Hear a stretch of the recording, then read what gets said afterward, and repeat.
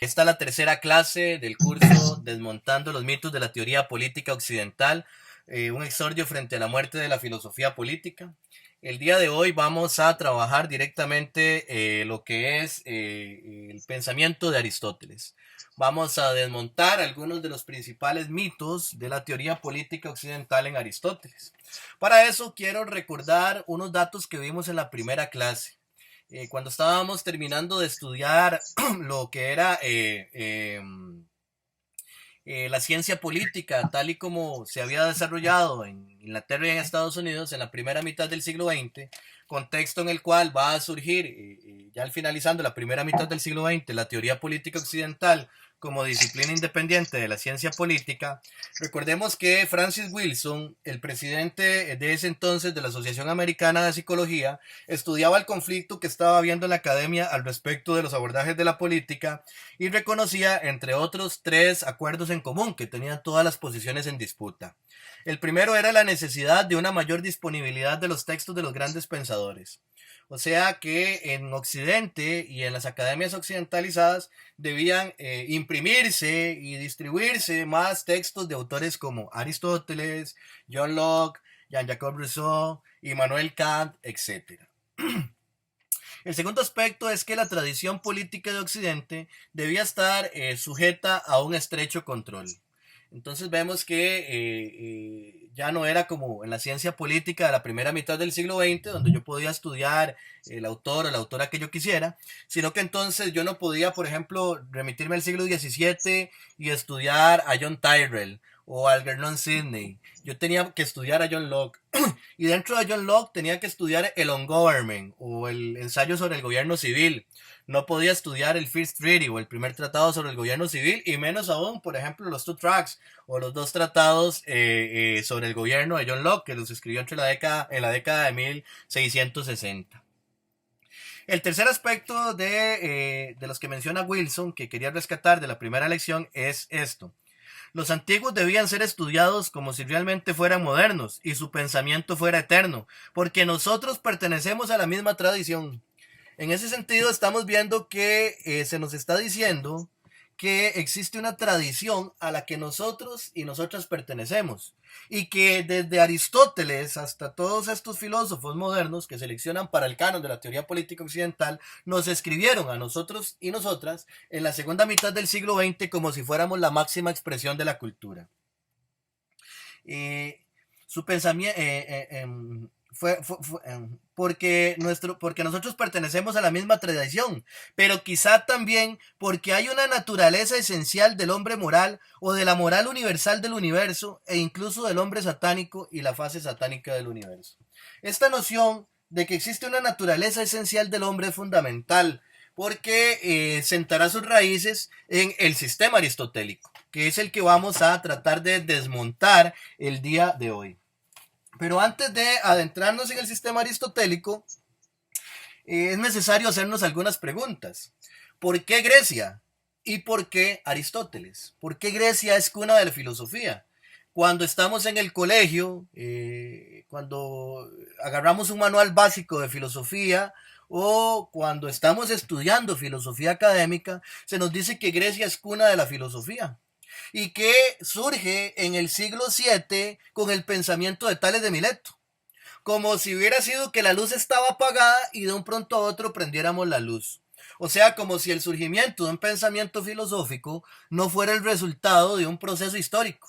De un pronto a otro, ¡pum!, se acabó el mito, ¡pum!, empezó la razón. Y entonces aquí tendríamos que preguntarnos cuáles son los prejuicios que arrastra esa visión peyorativa de algo que se denomina mito y esa visión superior de algo que se llama razón. Pero como ese no es el tema de la clase de hoy, vamos a dejarlo por ahí de momento nada más insinuado, que más adelante lo vamos a retomar desde otras ópticas.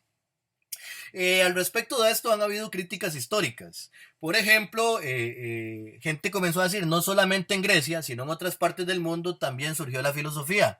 En China, en la India, en Egipto, en Mesopotamia. Y todo esto desembocó, por ejemplo, en el pensamiento de Karl Jaspers, del tiempo eje, de que en una misma época, en distintos lugares del mundo, surgió la filosofía. Otras corrientes contestatarias no apelan a Grecia, sino que apelan a filosofías que se desarrollan en otros contextos, como los distintos abordajes latinoamericanistas que buscan legitimar una filosofía auténtica, una filosofía latinoamericana como una auténtica filosofía. En 2010 yo había hecho una tesis abordando esta problemática desde un ángulo que no había sido abordada. Era decir que incluso en el contexto griego no fue en el siglo VII donde surgió la filosofía, sino que fue un proceso histórico que se remontaba mucho atrás. La tesis se llamaba Propuesta para una filosofía sobre el conocimiento primitivo de Grecia, enfocada en la arqueología, y trataba desde el 400, hace 400.000 años, con el arribo del primer Organopithecus a la Calcídica Occidental, hasta la caída del Imperio Micénico en el 1200 antes de la era actual, o aproximadamente en esa fecha. Ok, entonces vemos que es muy debatible que consideremos a Grecia cuna de la filosofía. Y ahora sí, ¿por qué Aristóteles? ¿Por qué un hombre? O sea, ¿por qué no una filósofa? Eh, el pensamiento occidental se ha encargado de silenciar a las filósofas. Hace 10 años, cuando di el curso de introducción a los problemas filosóficos de la antigüedad, me costó encontrar una filósofa y tuve que encontrarla por una referencia de una referencia para darle una clase completa, que era Diótima. Diótima es una filósofa que menciona a Sócrates en el banquete. Sócrates, a pesar que decía que no sabía nada, en el banquete afirma que sabe algo y que se lo enseñó una mujer, que es Diótima, y es su discurso sobre el amor. Entonces, rescatar la figura de la mujer en el pensamiento occidental, o como lo ha catalogado, o como lo ha definido el pensamiento occidental, ha sido una tarea ardua que han hecho muchas feministas, por ejemplo, etcétera. Pero entonces ahí hay un primer criterio. Pero ¿por qué Sócrates, Platón y Aristóteles son la máxima expresión de la filosofía griega? ¿Por qué no otras figuras? Bueno, eso es lo que vamos a tratar de responder analizando a Aristóteles. Aristóteles es un filósofo del siglo IV antes de la era actual. Aristóteles nunca fue pobre. Aristóteles pertenecía a una familia de médicos que eran los médicos personales, su familia era médicos personales de los reyes de Macedonia.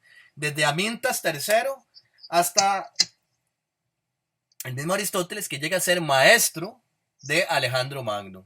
Y Alejandro Magno se convierte en el mecenas de Aristóteles. ¿Cuándo? Cuando Alejandro Magno sale de Macedonia, conquista toda Grecia, conquista el imperio persa, conquista Egipto. Aristóteles se ve beneficiado porque su discípulo se convierte en el conquistador de todo el mundo conocido, o de la mayor parte del mundo conocido en su época. Posteriormente también, por ejemplo, estuvo una relación con una hija de Hermias. Hermias era un tirano de las Cícladas que gobernaba varias islas. Un tirano en la época era considerado aquella persona que gobernaba sin tener un linaje para hacerlo, etc. Y en esa época que Aristóteles estuvo con la hija de Hermias, pudo desarrollar sus trabajos sobre biología y botánica, sobre las partes de los animales y las partes de las plantas. Pero vamos a adentrarnos directamente en la política, ¿verdad? Porque aquí lo que nos interesa ver es cómo se ha dado una naturalización de la conducta que va a ser apropiada por una noción de tradición occidental de la segunda mitad del siglo XX para justificar determinados esquemas de dominación.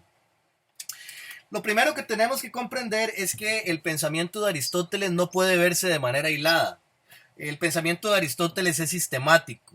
O sea, la política y la ética están están en continua relación y dependen, de hecho están subordinadas. En Aristóteles la palabra subordinación recorre todo su sistema. Están subordinadas a la ontología y a la epistemología.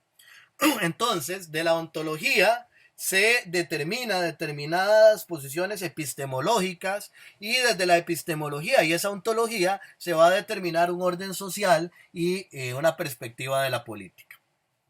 Esto es fundamental porque de ahí va a derivar la noción de ley natural que atravesará el pensamiento occidental y que será una de las que son principalmente empleadas para justificar un poder absoluto y determinados esquemas sesgados de prejuicios en el orden público y en el orden privado que no pueden ser cuestionados porque pretendidamente provienen de un orden natural. Vamos a ver primeramente algunos aspectos ontológicos de Aristóteles, tres aspectos ontológicos que es fundamental comprender para entender el surgimiento o la relación de la ley natural en su sistema. El primero es la causalidad y voy a ser bastante didáctico, ¿verdad? Para Aristóteles existen cuatro causas: la causa material, la causa formal, el principio de movimiento y la causa final. Veámoslo de una manera didáctica, como digo, por ejemplo, si estamos en una construcción, la piedra, la arena, el cemento, las varillas, etcétera, es la causa material. El plano o el diseño de la casa que queremos construir es la causa formal. El trabajo que ejecutan las personas obreras que van a construir la casa es el principio de movimiento. Y la finalidad, que en este caso, por ejemplo, puede ser guarnecernos, vivir en la casa, es la causa final. Entonces, todo el procedimiento va a estar subordinado a la causa final, porque todo el movimiento, la planificación y los materiales están en función de la finalidad para la cual se direcciona de determinada manera una actualización de una potencia. Esta causalidad en el pensamiento aristotélico amerita de un principio. ¿Por qué? Porque si no la causalidad sería infinita. En el sistema de Aristóteles, en la física aristotélica, no existe el vacío. Entonces, si un objeto es movido, se debe a que otro objeto lo movió. Pero si ese otro objeto lo movió, a su vez tuvo que haber sido movido por otro objeto. Y ese objeto que lo movió, a su vez tuvo que haber sido movido por otro objeto. Y esto sería una secuencia infinita si no existiera un primer principio de movimiento. Aquí es donde vamos a comenzar a ver otro aspecto de la ontología aristotélica, que es el motor inmóvil. ¿Por qué es necesario un primer principio de movimiento? ¿Por qué? Porque si no, no sería sistema, no habría orden, cualquier causa sería la causa central y todo sería casualidad, o sea, no habría orden, sería indeterminado el pensamiento sin un principio de movimiento. Entonces, tiene que existir algo que sea capaz de mover, pero que no se mueva. Eso es lo que Aristóteles denomina un principio de movimiento, o sea, un motor inmóvil. Y el motor inmóvil lo que va a hacer es introducir el primer movimiento en el universo, pero no lo va a hacer por inocencia, lo va a hacer porque tiene una finalidad. O sea, tiene una finalidad, una obra que es el universo que pretende realizar a partir de la introducción del primer movimiento. De ahí que, como lo vamos a ver, por ejemplo, en Tomás de Aquino, cuando veamos a Tomás de Aquino, ese motor inmóvil llega a convertirse en el Dios cristiano, ¿verdad? Entonces, es ese motor inmóvil, que es Dios, va a introducir un primer movimiento en el universo de acuerdo a una finalidad que tiene y hacia la cual se dirigen todos los movimientos. De aquí brincamos al tercer aspecto que es necesario ver de la ontología aristotélica, que es el movimiento. El movimiento tiene dos tipos: un movimiento natural que tiende hacia la realización de la naturaleza de las cosas y un movimiento contra naturaleza, que va en contra del modo en que las cosas son perfectas por naturaleza. De esta manera, si yo agarro un objeto y lo suelto y cae al piso, está ejecutando un movimiento natural, porque lo pesado tiende hacia la tierra en términos aristotélicos. Pero si yo tiro ese objeto hacia arriba, cuando va hacia arriba, eso va a ser un movimiento antinatural y por naturaleza va a tender a volver a su movimiento natural y por eso va a caer. Pero esto se va a aplicar en distintos elementos, no solamente en la física. Entonces va a haber un movimiento que es por naturaleza y de acuerdo con la ley natural, y va a haber otro movimiento que es contra la naturaleza y que va a tender hacia la monstruosidad. Recordemos lo que decía Francis Wilson, ¿verdad?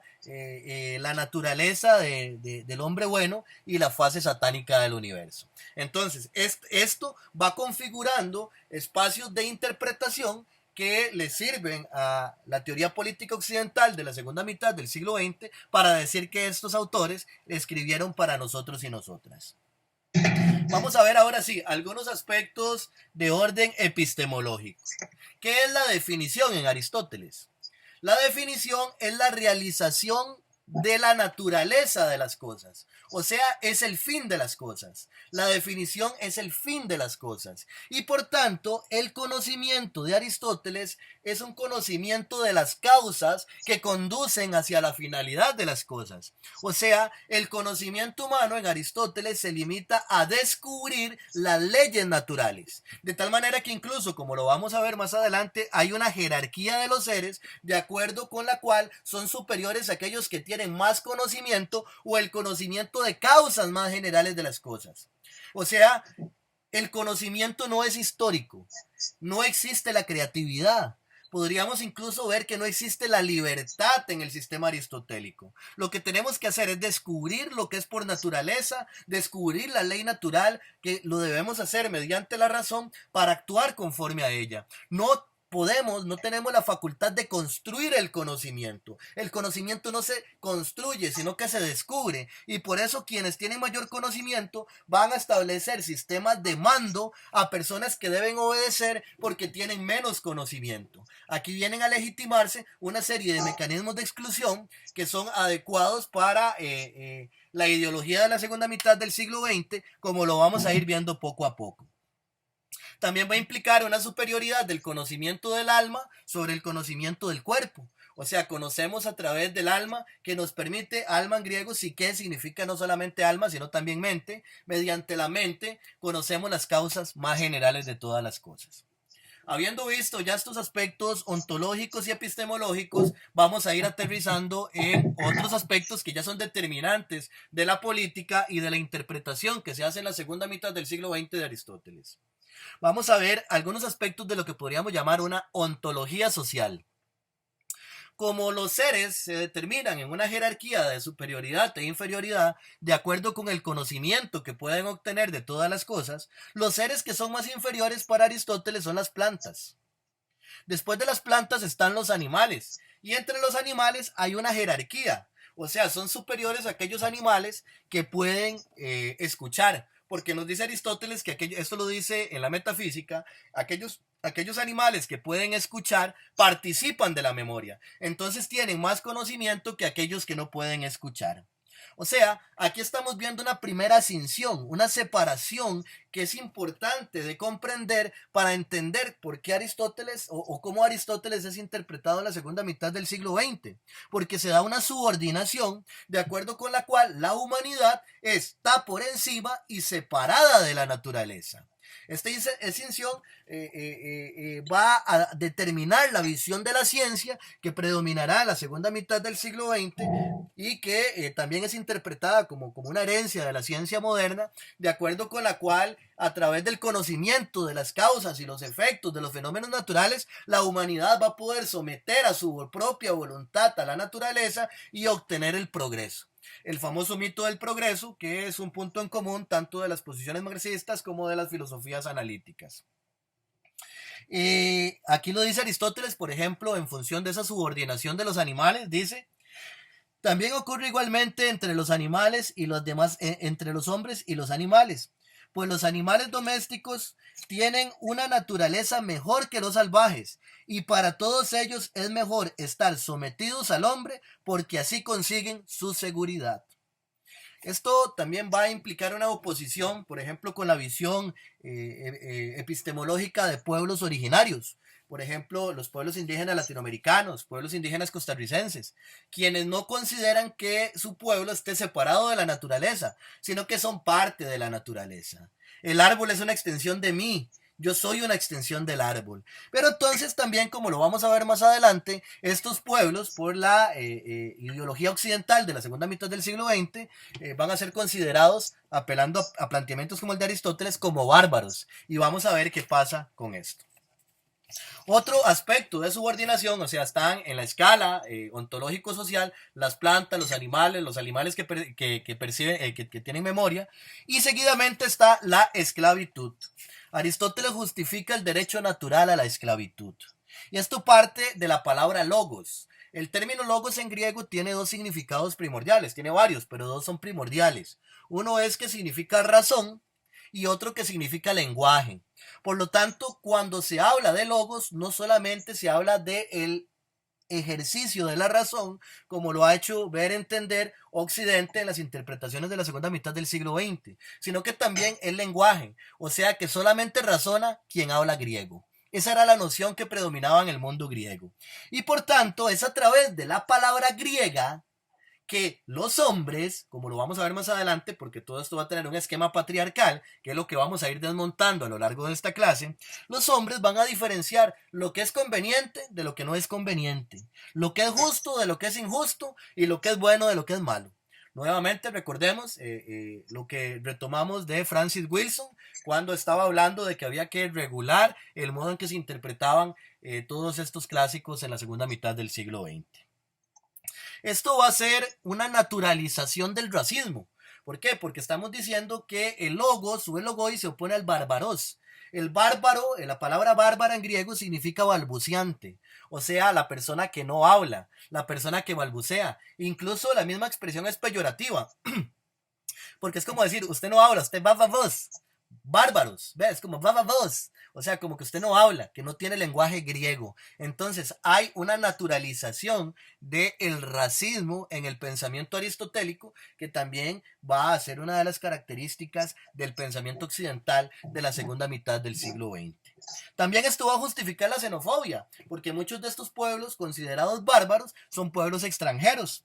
Y nos dirá Aristóteles que los bárbaros no tienen el elemento gobernante por naturaleza. Entonces vean, recuerden, un movimiento por naturaleza, porque hay cosas que son por naturaleza, y un movimiento contra naturaleza, porque hay cosas que son contra naturaleza. Entonces, por naturaleza, las personas bárbaras no tienen el elemento gobernante en su ser. Esto implica que las personas que no nacieron para mandar, que no tienen el elemento gobernante, nacieron por naturaleza para obedecer. O sea que su disposición natural y todos sus movimientos tienen que tender a realizar su definición, que es obedecer. Y esto va a implicar una relación, una naturalización de lo que es una relación de mando y obediencia. O sea, no hay otro tipo posible de organización entre la humanidad de las relaciones sociales que no sea mando y obediencia. O sea, un consenso colectivo, un acuerdo entre múltiples partes no es aceptable en el pensamiento de Aristóteles. Es mando y obediencia. Mando y obediencia. Algo que es muy adecuado para el mando de las élites occidentales de la segunda mitad del siglo XX y la obediencia de gobiernos vasallos en América Latina y en otros lugares. Esto va a implicar también que nos dice Aristóteles que la casa perfecta la integran esclavos y libres. Entonces vean ustedes cómo comienzan a determinarse estos otros dos elementos en una relación de subordinación, libres y personas esclavas. Sin embargo, esta no es la única subordinación que hay hacia el interior del pensamiento aristotélico. Hay una subordinación retrógrada de las mujeres, la niñez y las personas adultas mayores. Entonces vean qué interesante. A pesar de que en el mundo griego predominaba o era socialmente aceptable, incluso eran consideradas más placenteras las relaciones homosexuales hombre-hombre, se parte de argumentos del planteamiento de Aristóteles para justificar una heteronorma y una heteronormalidad.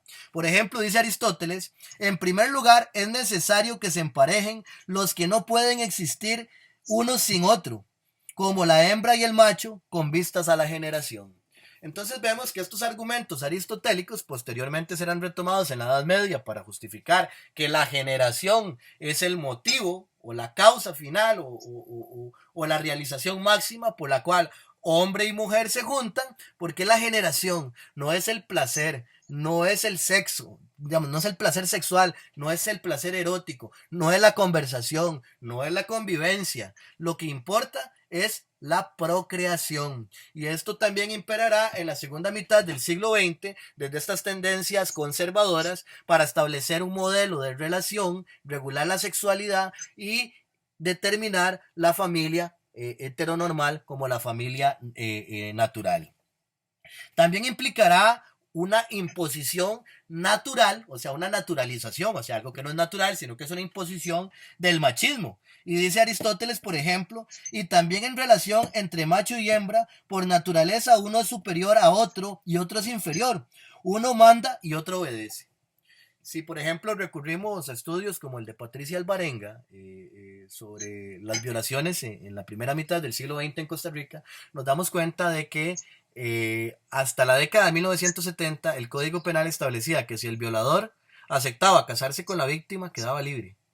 O sea, todos estos esquemas machistas y patriarcales de sometimiento, naturalización de la violencia contra la mujer, de la violación, etcétera, que todavía pesan en nuestras culturas y que eran naturalizados en la segunda mitad del siglo XX, pueden ser justificados por el conservadurismo, apelando a que los antiguos también eran modernos y pertenecían a nuestra misma tradición. O sea, una interpretación analítica de todo esto en función de justificar sus principios retrógrados ideológicos. También al respecto del adultocentrismo, o sea, hay un marcado adultocentrismo. El niño y la niña bueno, la niña ya queda excluida, la niña es una mujer en potencia va a estar sometida a su padre o a su marido o a sus hermanos, pero el niño griego, ¿verdad? El niño griego es un hombre en potencia, o sea, no es un hombre en el sentido real de la palabra. Y el griego, ¿verdad? Porque cuando estamos hablando, por ejemplo, de pueblos extranjeros o de otras etnias, no es el mismo niño. Entonces aquí es donde tenemos que ir haciendo esa crítica a esta cultura adultocéntrica que, por ejemplo, dice que la juventud es el futuro, porque la juventud no es el hoy. Todas esas ideas también se asientan en estos planteamientos como el de Aristóteles. Al respecto de la ciudadanía, dice Aristóteles: en el caso de los niños, aún no inscritos a causa de su edad, y de los ancianos liberados de todo servicio, se deberá decir que son ciudadanos en cierto modo, pero no en un sentido demasiado absoluto, sino añadiendo alguna denominación, a unos imperfectos, a otros excedentes por edad. Esto va a implicar, entonces, ya vimos una relación jerárquica que pretendidamente es natural y que no se puede cuestionar porque es natural, de subordinación de las plantas, los animales, los pueblos extranjeros, de otras etnias que se van a denominar esclavitud, de la mujer griega, de la niñez griega, de la ancianitud griega, y después de esto, ya aquí para arriba, entonces sí podría entenderse la categoría de zoon politikon, que somos animales políticos de Aristóteles. Entonces, de aquí para arriba, ya los que siguen en la jerarquía ontológica social van a ser entendidos como animales políticos o animales que nacieron por naturaleza para socializar. Pero entre estos también habrá, que todos son hombres, habrá subordinaciones. Por ejemplo, serán inferiores los obreros, porque los obreros estarán por debajo de las personas técnicas. El técnico en el mundo griego es el que domina una tecneo, un arte, un carpintero, un panadero, etc. Esta diferencia entre obreros y técnicos la podemos comprender volviendo al ejemplo pedagógico de la construcción. El obrero sería entonces el que no tiene conocimientos generales de las obras y solamente puede, en términos aristotélicos, ¿verdad? Y solamente puede ejecutar procedimientos que se les indiquen. Entonces les dicen, peguen esta línea de bloque de aquí para allá. Entonces el técnico podría llegar siendo como el maestro de obras, que entonces es el que tiene la idea general de cómo construir la casa. Entonces hay una subordinación del obrero al técnico y también hay un rechazo peyorativo a todas las artes, o sea, todos los sectores artesanales, los sectores artesanos y los sectores campesinos. Dice Aristóteles: igual sucede también entre los hombres, difieren mucho en efecto sus vidas. Los más perezosos son pastores. O sea, vean ustedes que este elemento peyorativo a la hora de ver a los sectores artesanales, de la producción artesanal y a los sectores, ¿cómo es que se llama? Campesinos, va a ser importante para la determinación de las culturas elitescas en la segunda mitad del siglo XX. Aparte de que esta visión peyorativa del campesinado va a reforzar esta noción de la segunda mitad del siglo XX de que la ciudad es la máxima expresión de la cultura y que todo lo que se acerque a la ciudad va a ser lo mejor, mientras que lo que se va alejando de la ciudad es una periferia y es lo malo, es lo ignorante, etc. Esos prejuicios que se implementarán a partir de la noción de metrópoli como la máxima expresión del capitalismo y del desarrollo, ¿verdad? Porque todos los países occidentales tratarán de que su ciudad tenga una arquitectura más cercana a una gran metrópolis, porque eso es muestra de que es un país más desarrollado. Podemos encontrarlos en estos esquemas sesgados, en estos prejuicios que yacen en el pensamiento aristotélico. Por encima de las personas obreras, de las personas artesanas y de las personas campesinas, Aristóteles ubica a las personas conocedoras, o sea, a las que dominan una episteme, un conocimiento científico. Ya estas sí son consideradas personas ciudadanas, son ciudadanos, porque todos son hombres, dentro de la crítica que le estamos haciendo a Aristóteles, desmontando los mitos de la teoría política occidental. O sea, Aristóteles considera que en una buena forma de gobierno, las personas obreras, las personas artesanas y las personas campesinas no deben participar de la ciudadanía. Pueden ser libres, no ser esclavas, pero no participar de la ciudadanía. Cuestión que a veces es una visión oculta que tienen las élites gobernantes, partiendo de interpretaciones del realismo político como las que estudiamos en la primera clase.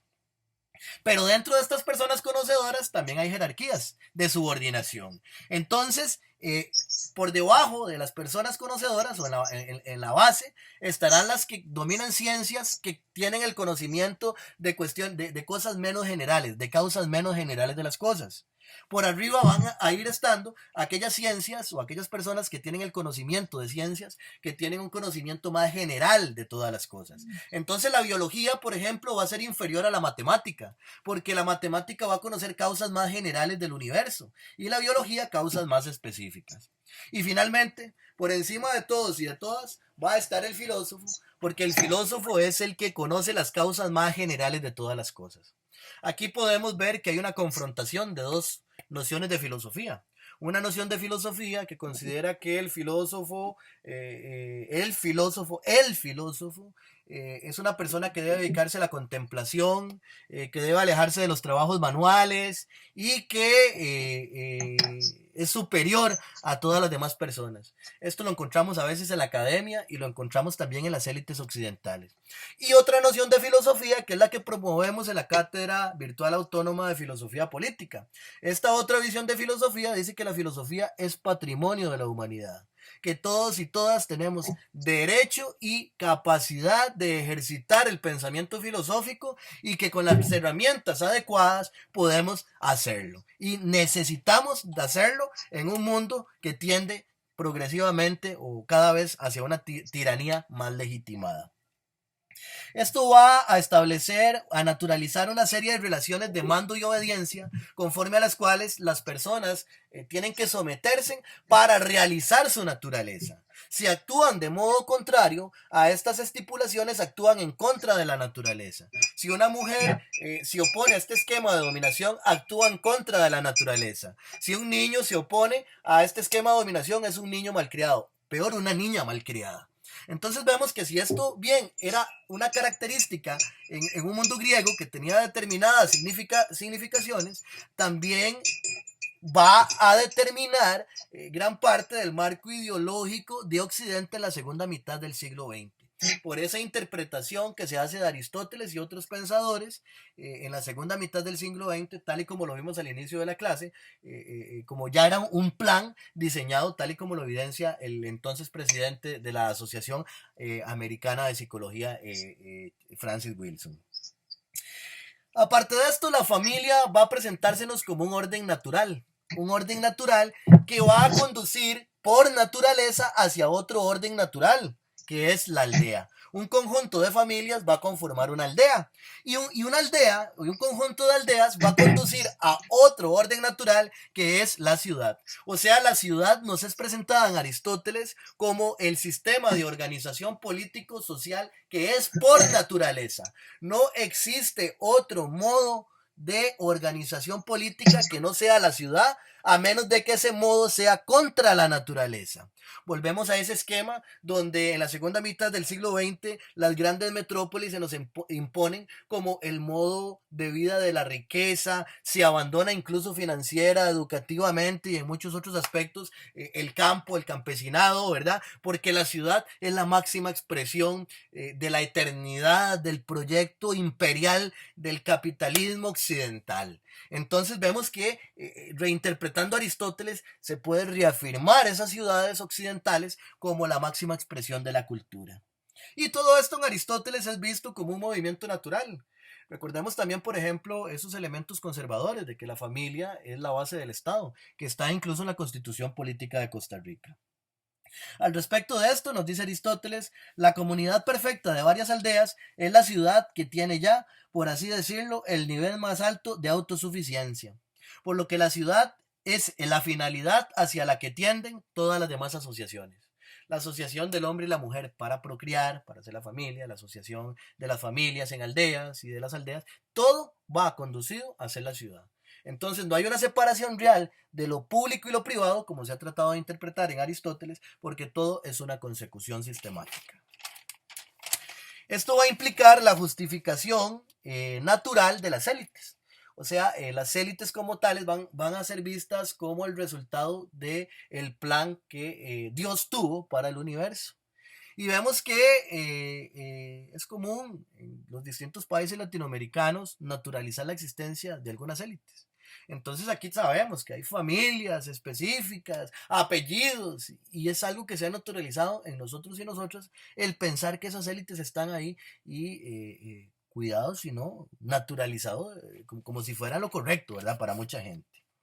La polis griega se constituye como un mito de democracia, ¿verdad? Porque supuestamente en la democracia de Atenas todos y todas participaban en la toma de decisiones, lo cual ha quedado evidenciado que es mentira, ¿verdad? Porque esa pseudodemocracia es una democracia de hombres, y no solamente de hombres, sino de un poquito de hombres, porque se excluye a todos los pueblos bárbaros, los pueblos, o sea, los pueblos extranjeros, se excluye a todas las demás etnias, se excluye a las mujeres, se excluye a la niñez, que todavía la seguimos excluyendo, como si no tuviera voz política, decisión política, y se excluye a la persona adulta mayor. Otro aspecto importante de retomar en esta introducción de la clase es el abordaje que hace Aristóteles de la economía. La propiedad y los modos de adquisición, porque hay elementos que Aristóteles nos presenta como si fueran naturales, o sea, lo que tiende hacia la naturalidad, y que son muy funcionales para interpretar como natural el sistema económico del capitalismo en la segunda mitad del siglo XX. La economía para Aristóteles es la ciencia de la adquisición de la riqueza, y la riqueza es una multiplicidad de medios, una multiplicidad de instrumentos, más bien.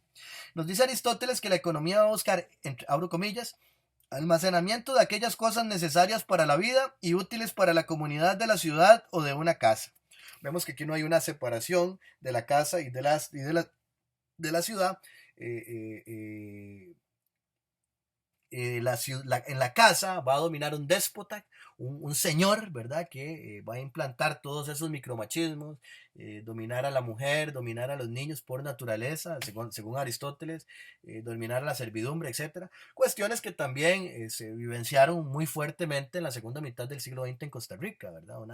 Una total subyugación de la mujer al marido, donde el marido era el que salía al espacio público, el que era el macho proveedor, el macho alfa, la mujer estaba en el espacio privado, era ama de casa, todas estas concepciones que se naturalizan a partir de incluso reinterpretaciones de Aristóteles. Aristóteles introduce un vocabulario que posteriormente es entendido como moderno. Por ejemplo, el uso, los términos de valor de uso y valor de cambio ya están presentes en la obra de Aristóteles. O sea, no es una cuestión que están con David Ricardo y Adam Smith, como lo hacen ver las teorías capitalistas de la segunda mitad del siglo XX, ¿verdad? Ya esto lo encontrábamos en Aristóteles, e incluso algunas tendencias conservadoras lo justifican para plantear que el capitalismo es algo que ha existido siempre.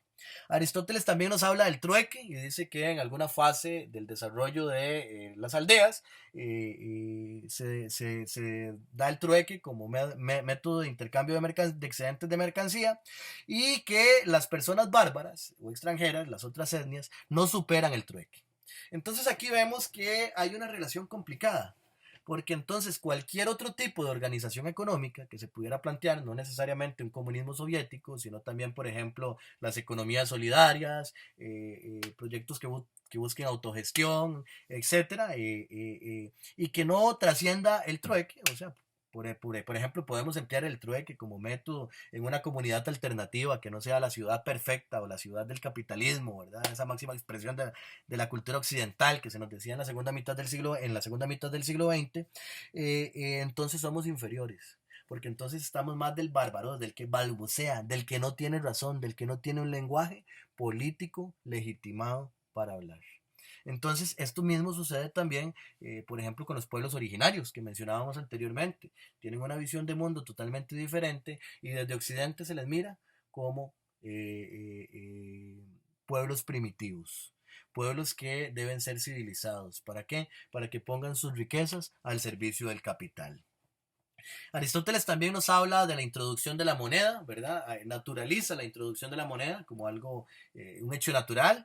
Y eso sí, aquí hay, bueno, que él nos habla de que la moneda, con la introducción de la moneda surge el comercio de la compra y venta, ¿verdad? Que ya no es directamente una economía a partir de la obtención de mercancías, sino que es, digamos, como por ejemplo la cacería o el que legitima la piratería, o en su época que era legítima como lo es ahora otra vez, la piratería, otros métodos de adquisición de riqueza.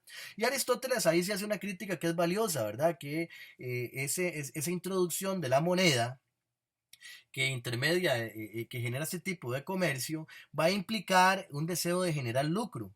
Pero este deseo se va a corresponder con un deseo de vivir, no de vivir bien. Y Aristóteles lo dice en la siguiente cita: al ser, en efecto, aquel deseo sin límites, busca también sin límite los medios producidos.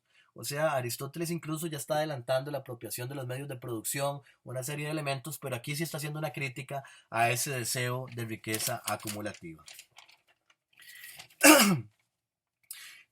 Para Aristóteles, ya entrando directamente en los aspectos de la ciudad es una cierta multiplicidad de ciudadanos, ¿verdad? Para ser ciudadano se amerita participar en las funciones judiciales, participar del gobierno y participar de las magistraturas.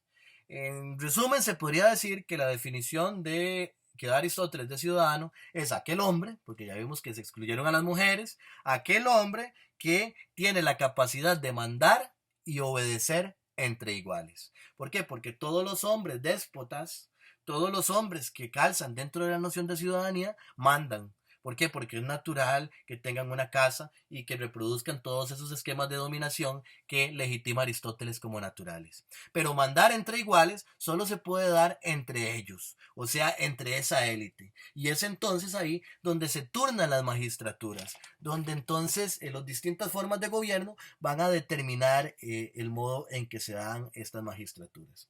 Aquí entonces hay un conflicto fuerte con el término igualdad. ¿Cuál es la igualdad? Porque está diciendo que el ciudadano es aquel que es capaz de mandar y obedecer entre iguales. Entonces vemos que la noción de ciudadanía es meramente exclusiva. Está justificando la ciudadanía para una pequeña élite desde Aristóteles y eso se puede justificar y eso se puede reinterpretar desde la segunda mitad del siglo XX. Por otra parte, al hablar de mandar y obedecer, reiteramos que nos está imponiendo un modo de hacer política. O sea, no hay una posibilidad de un consenso horizontal, de un diálogo, de un acuerdo, de comunicación asertiva. Es yo tengo por naturaleza la facultad de mandar y usted por naturaleza nació para obedecer. Vemos que todo esto impregna hasta la educación, a veces los modelos bancarios verticales, donde la persona docente es una persona que se impone a partir del terror, ¿verdad? Que es una de las críticas de la educación popular.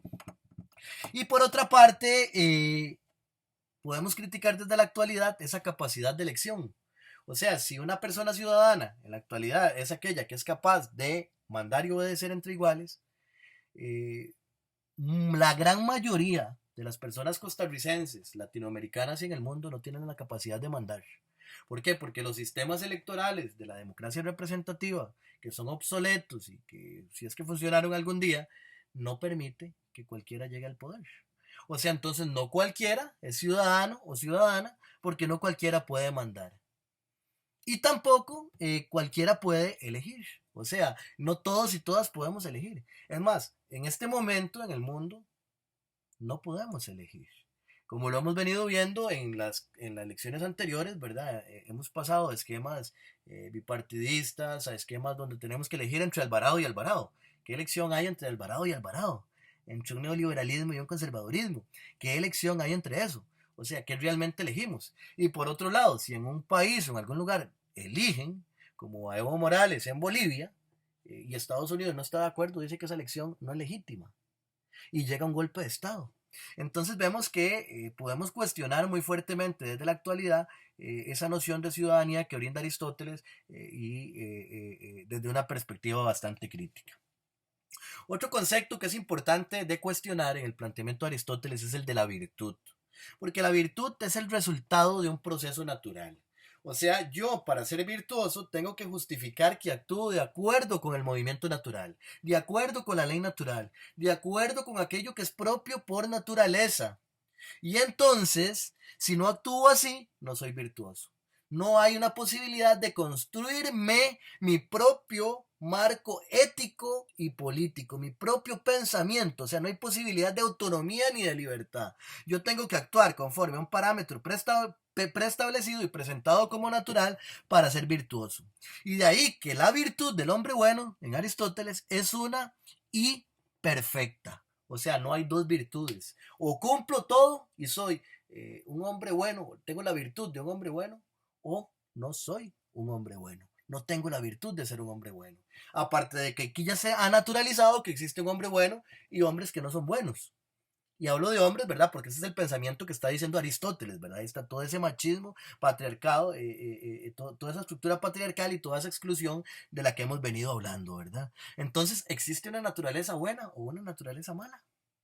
Vean qué interesante lo que decía Francis Wilson, la naturaleza del hombre bueno y la fase satánica del universo. Entonces vemos que aquí en Aristóteles todo eso puede ir calzando. Saqué por acá también unas frases que ejemplifican cómo Aristóteles puede ser interpretado y utilizado para fundamentar un nacionalismo desde el pensamiento conservador de la segunda mitad del siglo XX. Dice, es imposible que la ciudad se componga enteramente de hombres buenos, pero cada cual debe realizar bien su propia actividad y esto depende de la virtud. O sea, de la virtud del patriotismo y del nacionalismo que nos enseña cómo tenemos que actuar para ser buenos ciudadanos, no para ser buenas personas, sino para actuar conforme a los intereses del Estado y de las élites que gobiernan el Estado. Esto demuestra el carácter ideológico del término virtud, que se nos presenta como un término sumamente hermoso, pero que carente de significado tiene que ser muy cuestionado, porque su significado generalmente es un significado ideologizado. Luego nos dice que la verdad es que no hay que considerar ciudadanos a todos aquellos sin los cuales no podría existir la ciudad. O sea, la ciudad no existe sin personas que produzcan agricultura, ganadería, sin personas artesanas que suplan de insumos, ¿verdad? Pero esas personas no necesariamente deben ser consideradas ciudadanas. Entonces, por ejemplo, vemos los discursos en Costa Rica, donde se incentiva la inversión extranjera. ¿Por qué? Porque esas empresas transnacionales que van a llegar nos van a dar bien al país. ¿Por qué? Porque nos vienen a dar trabajo. En realidad no les importa que le den trabajo a la gente, les importa que el pueblo esté tranquilo. En realidad, en el fondo, no se está considerando a la población como ciudadanía, pues le está dando una educación en función del mercado para que sean mano de obra barata y en términos políticos, críticos y humanísticos cada vez más se busca el estupidizados. Por otra parte, sostiene Aristóteles que el gobierno o el régimen, que para él es lo mismo, gobierno-régimen, es el elemento soberano de las ciudades. O sea, que el gobierno va a centrar el poder político. O sea, podríamos ver que desde ahí podemos hacer lecturas en aquellas formas de gobierno donde el pueblo no participa del poder soberano, como por ejemplo está llegando a suceder en Costa Rica, donde progresivamente se va deslegitimando a través del marco ideológico de los medios de comunicación, que impregna en el vocabulario popular a través del conductismo político de las primeras 2 décadas del siglo XXI, y a través del marco legal se va debilitando cada vez más al pueblo. Por otra parte, aquí nos hablará Aristóteles también de lo que son las formas naturales de gobierno, ¿verdad? Y las formas corrompidas de gobierno, las antinaturales. Hablará de la monarquía, hablará de la aristocracia y hablará de la república como las formas naturales de gobierno, y las formas antinaturales o corrompidas serán la tiranía, la oligarquía y la democracia. Entonces vemos aquí es cuando se habla de la muerte de la filosofía política, porque hay contradicciones muy grandes. Para Aristóteles la tiranía es la peor de las formas de gobierno, y en las primeras 2 décadas del siglo XXI la tiranía se está legitimando como forma de gobierno. Directamente en el planteamiento de Aristóteles de esta concepción de los gobiernos derivan algunos aspectos que es importante de mencionar, porque implican más naturalizaciones. Por ejemplo, Aristóteles considera que es injusto que los pobres, por ser mayoría, despojen a los ricos de sus privilegios. O sea, una cuestión que se naturaliza dentro de las concepciones conservadoras de la política, ¿verdad? Que las personas ricas tienen ciertos privilegios que les pertenecen por naturaleza, y esos privilegios no deben ser cuestionados por los sectores populares. Lo podemos ver, por ejemplo, con un plan fiscal que favorece de enorme manera a empresas nacionales con la exoneración de impuestos, ¿verdad? Y la mayoría de peso económico de un plan fiscal como el que se aprueba en Costa Rica cae sobre el peso del pueblo, sobre los hombros del pueblo. Hay algo ahí que es interesante rescatar para comprender el proceso mediante el cual se ha legitimado la tiranía como la mejor forma de gobierno. Y es que Aristóteles dice que también es injusto que los ricos gobiernen para su propio interés, cosa que se está dando en Costa Rica y en muchas partes del mundo. Entonces ahí sí es importante rescatar un poquito a Aristóteles para darnos cuenta de que se está incurriendo en mecanismos que están conduciendo a una tiranía. El fin de la ciudad es realizar las buenas acciones, que son aquellas que tienden hacia lo que es natural, y no la convivencia. Entonces vemos que la ciudad no está hecha para que convivamos bien, sino para que ejecutemos buenas acciones acorde con el orden natural de la ciudad. Entonces aquí lo que se está implantando es un tipo de disciplina que es muy adecuado para esas nociones de nacionalismo conservadoras de la segunda mitad del siglo XX. Aristóteles considera que la mejor forma de gobierno es aquella o en aquella ciudad donde existe una fuerte clase media que puede ser un punto intermedio entre ricos y pobres. Pero de eso no voy a hablar mucho, nada más voy a cerrar mencionando 4 aspectos que es importante para comprender la legitimación de la tiranía como la mejor forma de gobierno durante las primeras 2 décadas del siglo XXI. El primero es que la tiranía se caracteriza por un ejercicio despótico del poder, del poder arbitrario de quien gobierna.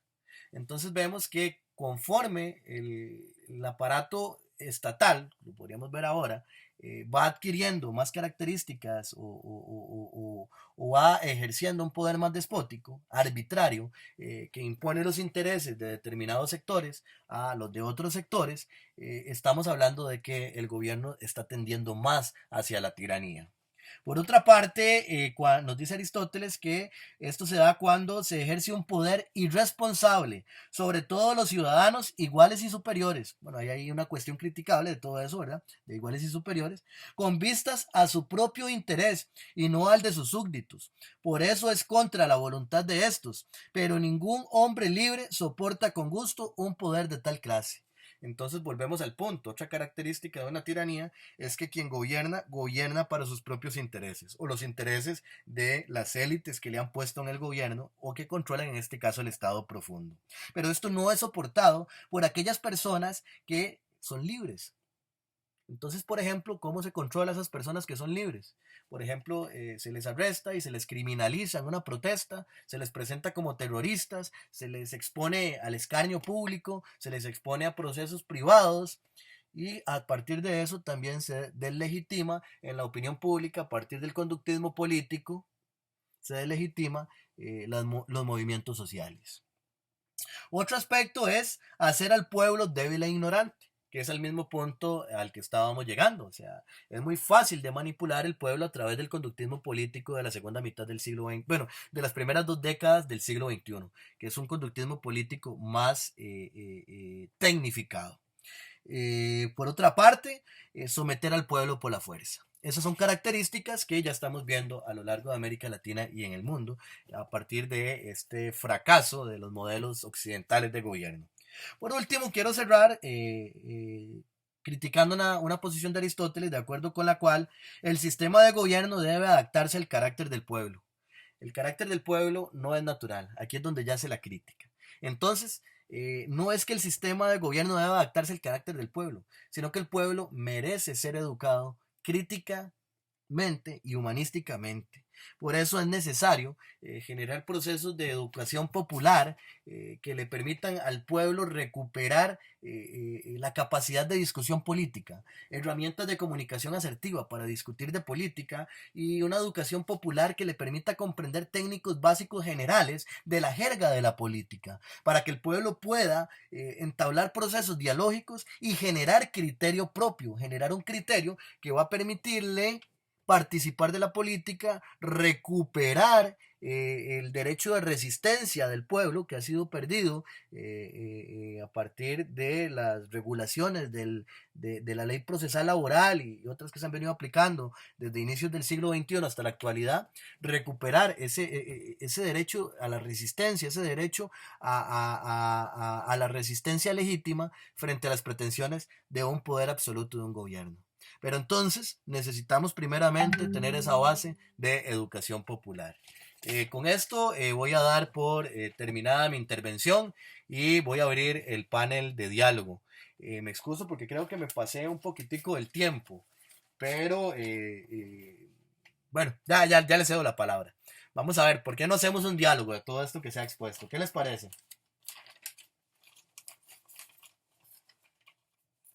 Recuerden que tienen que quitarle el activar el micrófono cuando hablan, ¿verdad? Para que quede, para que les podamos escuchar.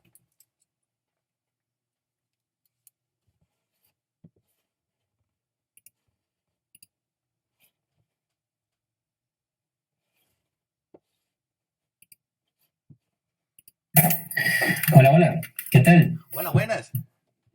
Buenas, Esteban y compañeras y compañeros, un gusto en esta noche volver a conversar un ratito y bueno, un poco para romper el hielo, quizás arranco, sí, en definitiva, pues muy interesante la exposición, también sobre todo con un lenguaje muy claro. A mí realmente, y de forma honesta, no me leí toda la lectura, realmente eh, logré terminar la introducción, pero pude ir poquito a poco terminándola. Sin embargo, con lo que Esteban nos termina de comentar, a mí pues me hace mucho sentido en varios puntos. Y sobre todo, bueno, yo quisiera resaltar una parte que tiene que ver con por decirlo de alguna manera, la toma de conciencia a través también del acceso y de las experiencias que se van teniendo a lo largo de la vida.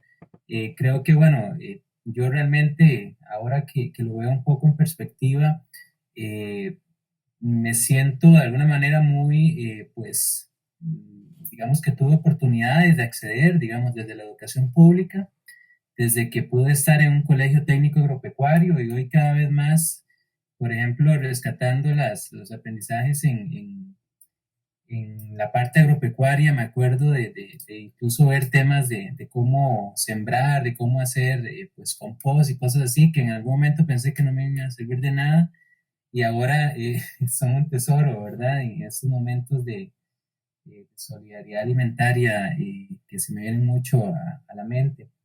Pero a través de ahí transité por un proceso también de educación formal, digamos, a nivel universitario y demás por el tema de la universidad pública, pero de alguna manera eso me ha permitido generar ciertas condiciones, diría yo, de conciencia, más quizás que materiales, pero me hace mucho sentido a lo que comentaba Esteban de cómo la deprivación que como sociedad de alguna manera vamos sufriendo, no necesariamente de forma evidente totalmente, pero sí justificada a través de las necesidades de mercado, digamos, nos van deprivando del acceso al saber.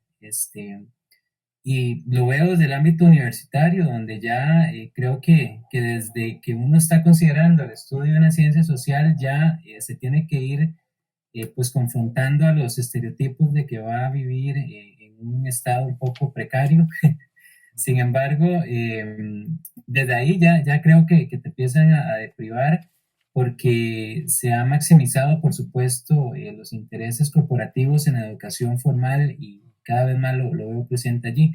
Pero además creo que muchas de las fuerzas sociales y de los actores y actrices, no sé, en el campo comunitario, se ven deprivados también por la falta de procesos desde una educación horizontal, una educación no bancaria, como decía Esteban, y más bien una educación con el valor otorgado al conocimiento popular, ¿verdad? Y creo que eso es un poco lo que hace la diferencia eh, en realidad en la adquisición de conciencia. En algún momento, Ignacio Martín Baró, pues un psicólogo de la corriente social que para mí de alguna manera me influyó mucho en sus postulados, en algún momento decía que las condiciones subjetivas están en alto grado determinadas por las condiciones subjetivas también, en términos de que si vos naces en un contexto donde la deprivación es tal que vas a generar un universo o un mundo subjetivo donde no existen las posibilidades más allá de la sobrevivencia, por supuesto que no vas a poder ver más allá de la sobrevivencia. Entonces, yo creo que desde que naces en una zona, por ejemplo, indígena, y sos, por ejemplo, sexualmente diverso en términos, digamos, de que no coincidís con la heteronormatividad, ya vas a tener determinado un montón de condiciones ulteriores y eso va a generarte también una conciencia de alguna manera que no se va a apropiar de una libertad completa. Por eso yo creo que cada vez más estos espacios que permiten un diálogo más horizontal en un lenguaje donde creo que podemos pues hablar desde cualquier lugar de, de comprensión, ¿verdad? Desde conceptos un poco, bueno, del área filosófica que se nos plantea hasta el saber popular que cualquiera de nosotros y nosotras podemos ir adquiriendo. Eso creo que le da mucho sentido a estos procesos, sobre todo hacia la toma de conciencia. Y yo, eso me gusta mucho y creo que es parte de lo que tenemos que ir haciendo cada vez más, democratizando, no sé si se puede decir en este contexto, pero generando procesos horizontales de aprendizaje y eso genera, me parece, un cúmulo importante de conciencia. Excelente. El compañero Juan tiene levantada la mano. Sí, ya me copia. Ajá. Ok, es que yo me fui un poquillo más allá y creo que revisé una parte que no tenía que ver con la lectura, que es la parte que dice sobre los artificios de los regímenes para engañar al pueblo. Ajá.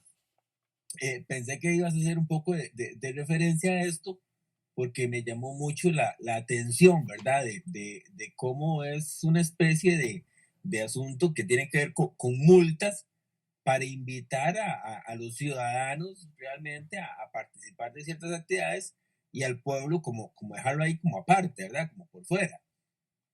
Entonces no sé si ibas a hacer referencia a algo de esto, pero es así como me deja la sensación como de que es la parte, por ejemplo, aquí en Costa Rica el estadio es para todo el mundo, ¿verdad? Ajá, sí.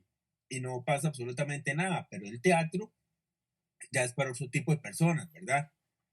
Tanto por costos como porque se les ha hecho creer en ocasiones a la gente que lo que van a ir a ver ahí es aburrido, o no lo van a entender, ¿verdad? Entonces, que es más, es más sencillo que vayan a ver un 22 majes peleándose una bola, porque eso lo entiende cualquiera.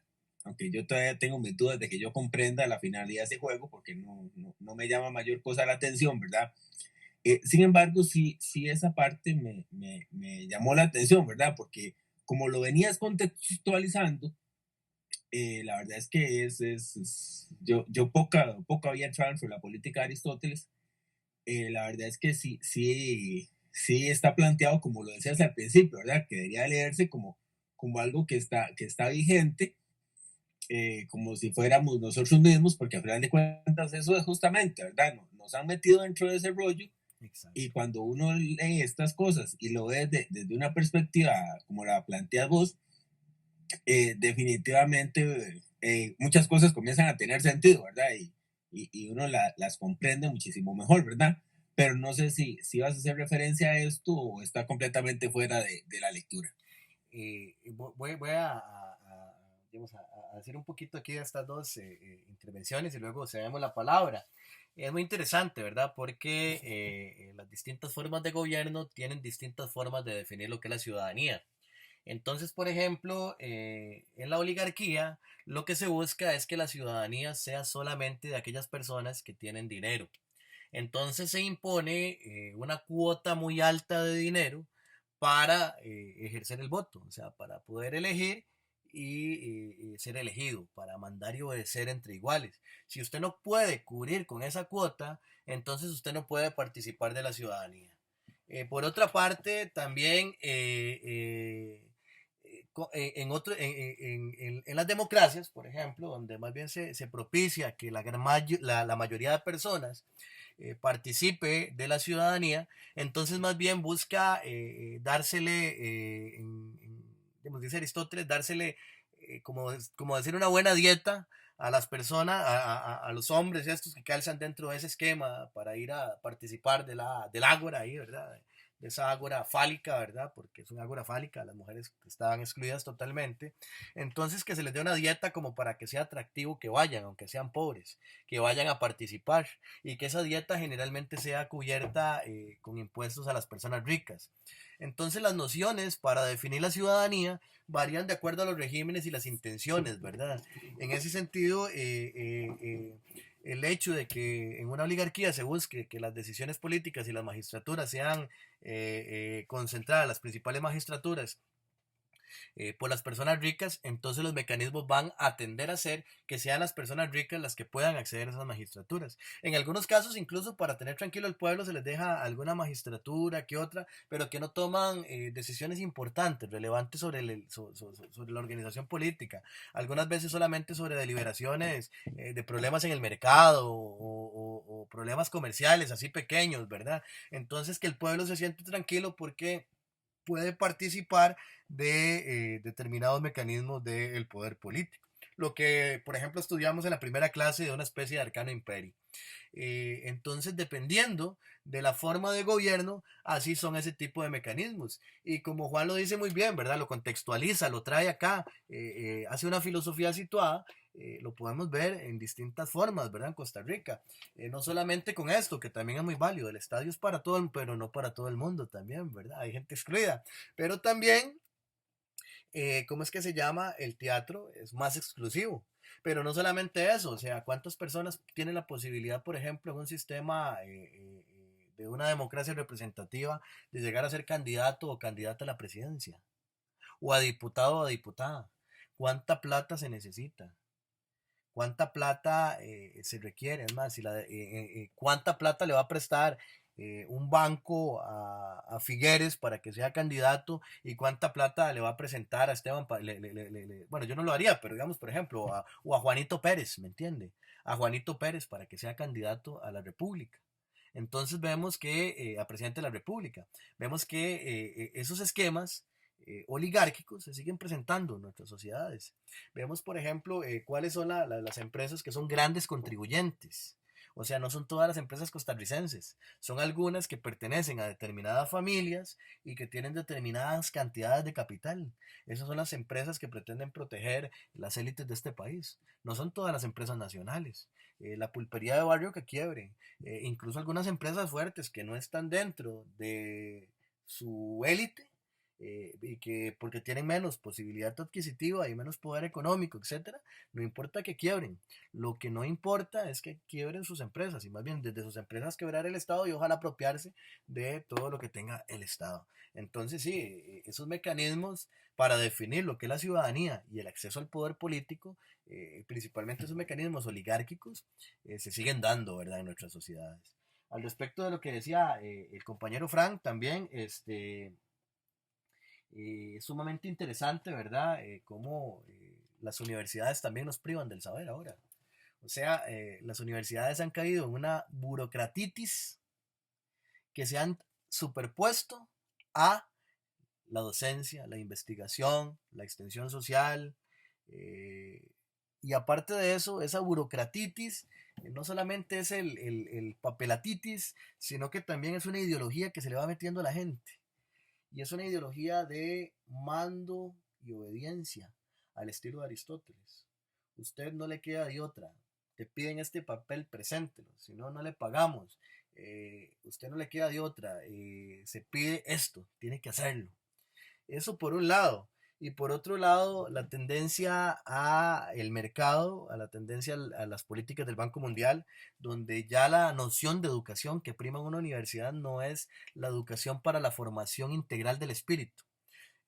Más bien cada vez se trata de quitar más lo que sea un pensamiento humanístico, un pensamiento crítico, algunas disciplinas como las ciencias sociales, las ramas críticas de la filosofía. Por eso la gente más crítica en la filosofía a veces está en cátedras autónomas. ¿Cómo es que se llama? ¿Qué se busca más? Filosofía de las ciencias, filosofía analítica, ética empresarial, este tipo de cuestiones. Esto es lo que se busca en filosofía.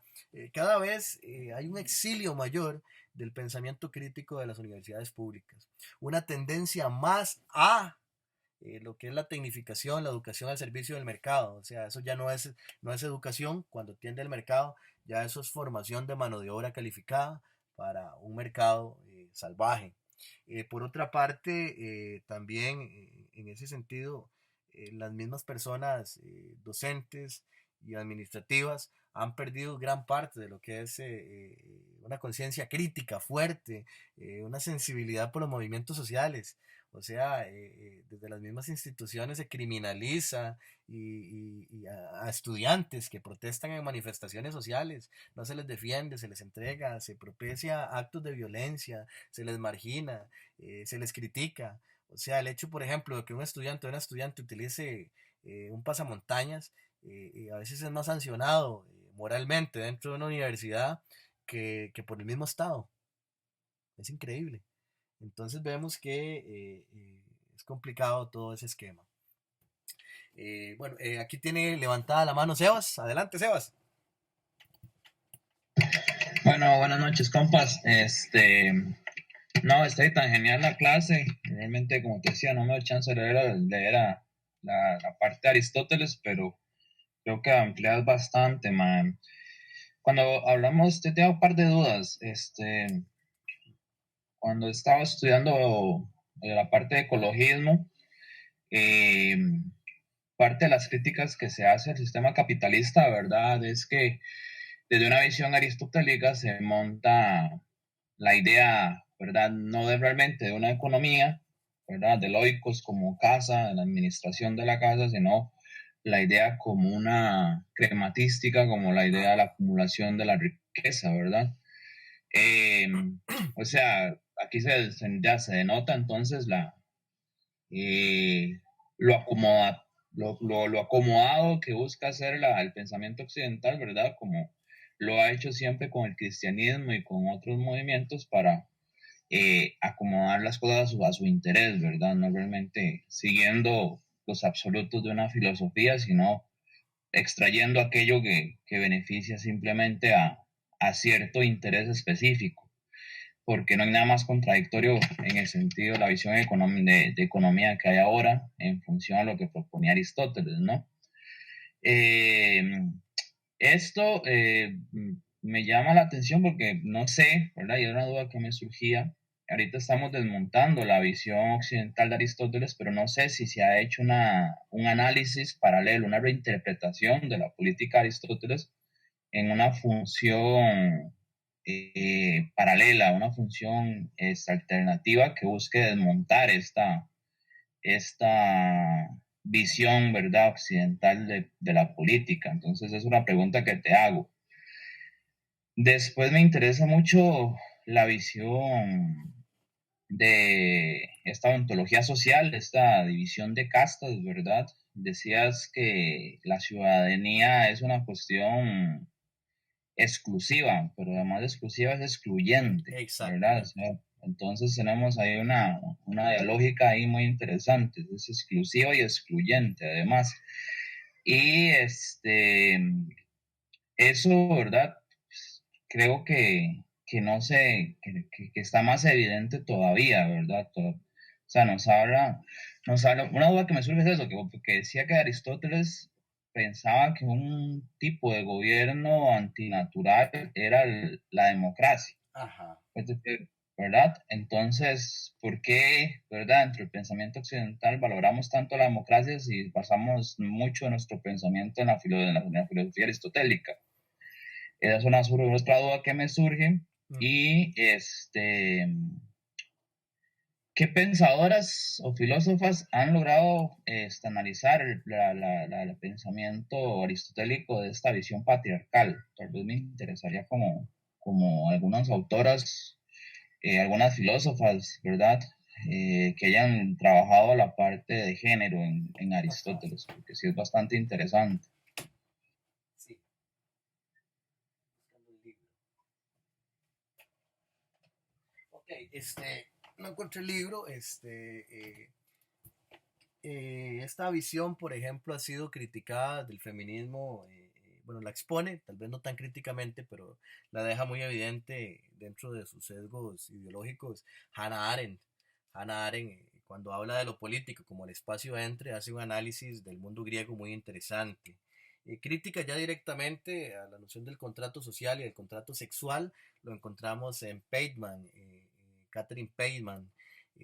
Yo no soy un especialista en todas estas líneas feministas, pero hay toda una línea crítica, digamos, de autoras, filósofas que han criticado esto. Es increíble, digamos, por ejemplo, el abordaje de Pateman, ¿verdad? Que lo aborda desde el contrato sexual, se llama, ¿verdad? Entonces, cómo el contrato no es social, sino es sexual, entonces recurre a toda esta noción de unión de macho y hembra, etcétera, ¿verdad? Para hacer el análisis. Le quedo debiendo, se los voy a pasar por aparte, voy a conseguirle unos 4 o 5 autoras porque sí hay una línea.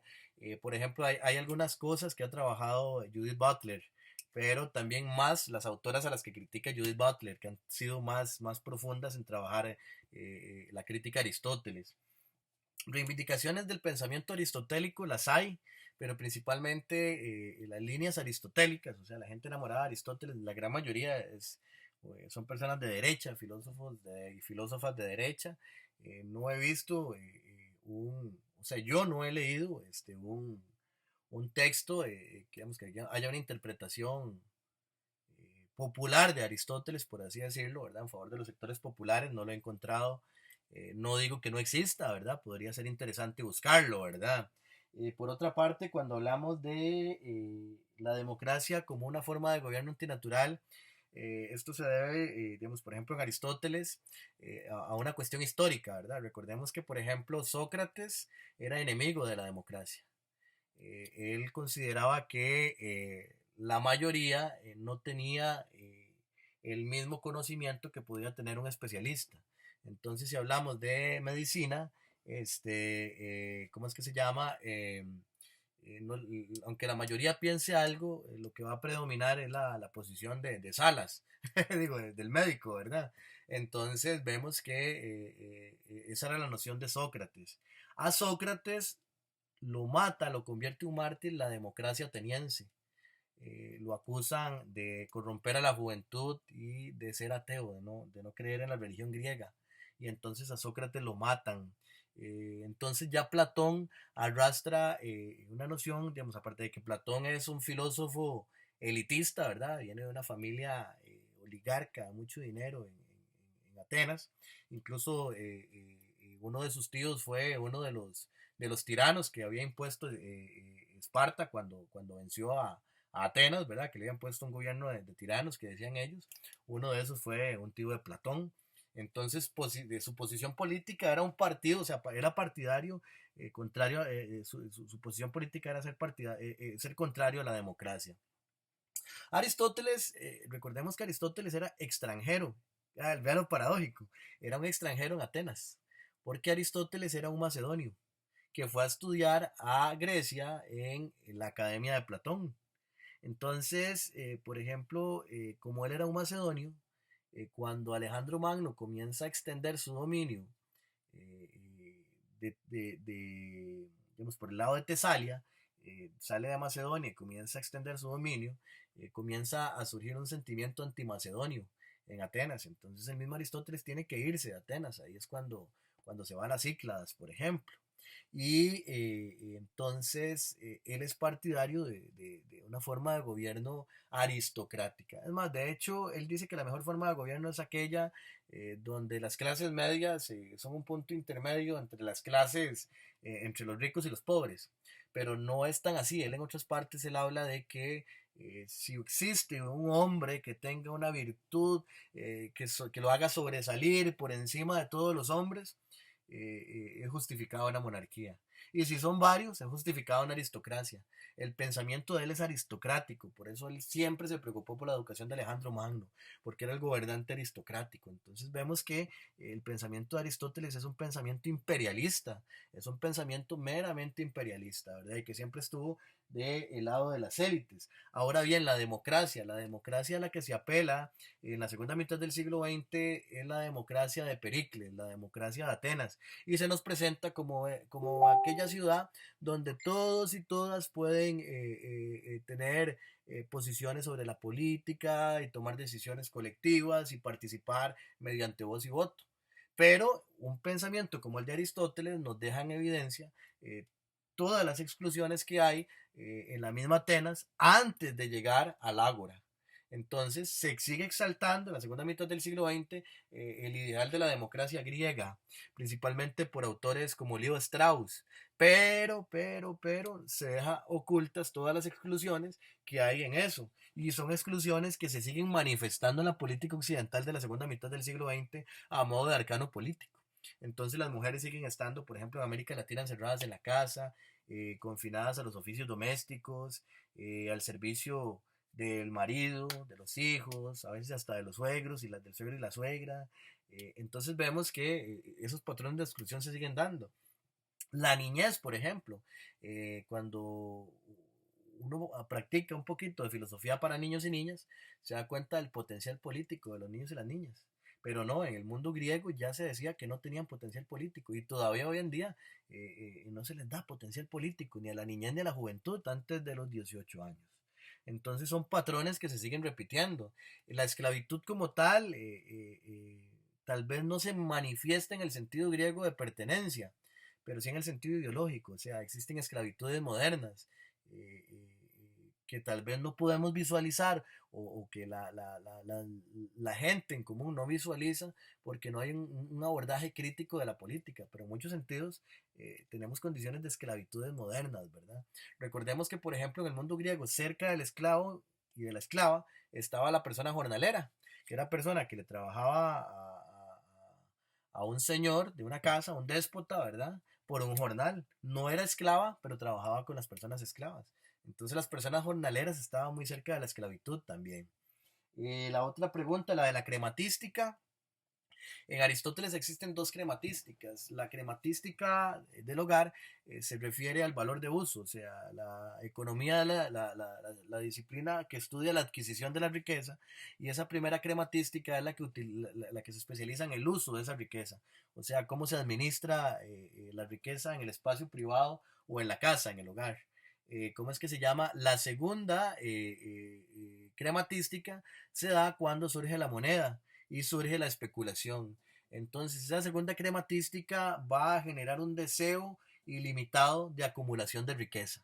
Que entonces esa riqueza que se acumula, ese proceso de acumulación va a generar una segunda crematística que es en contra de la que está Aristóteles, porque piensa que no es para vivir bien, sino simplemente para vivir, porque es un exceso estar atado a un deseo de ese tipo.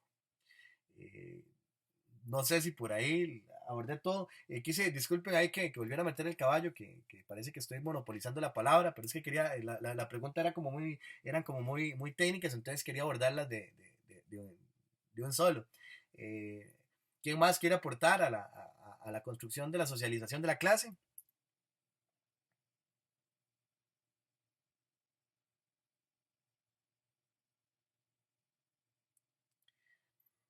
Las mujeres, es bueno que las mujeres tomen la palabra también, no quieren tomar la palabra.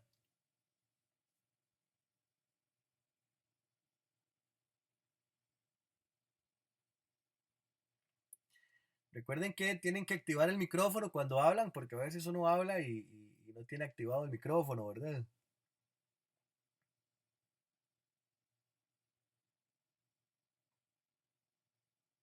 ¿Alguien más que quiera hablar? ¿Cualquier persona que quiera aportar algo para la clase?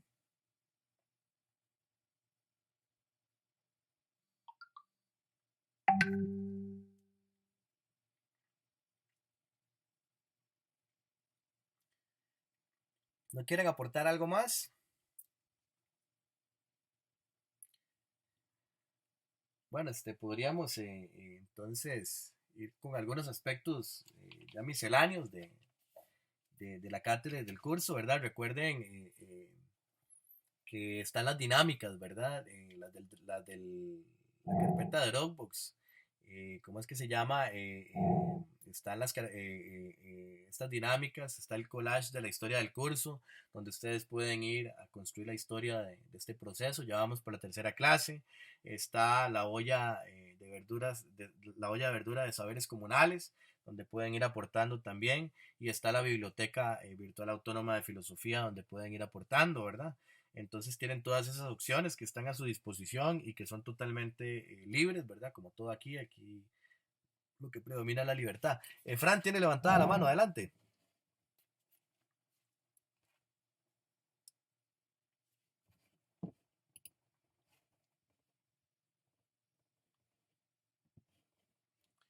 Cris pregunta que cómo se accede también. Hola, hola. Hola, hola Fran, adelante.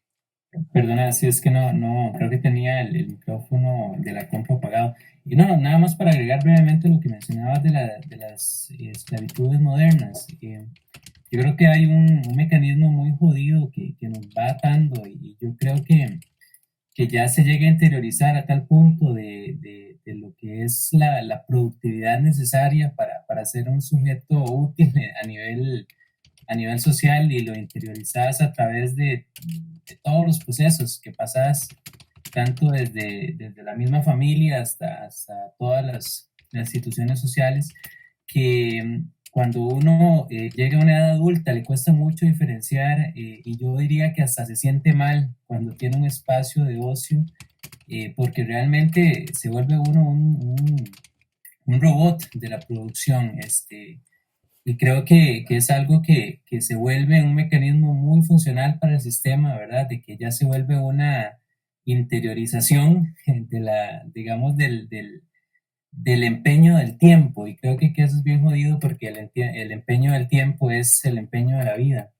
Y yo creo que hay que resignificar más, hay que resignificar el valor del ocio como una fuente de creación y sobre todo no comerse y no seguir como absorbiendo ese mensaje de que si de alguna manera no estás produciendo desde esta lógica, ¿verdad? De mercancía, de materialismo, no sos útil.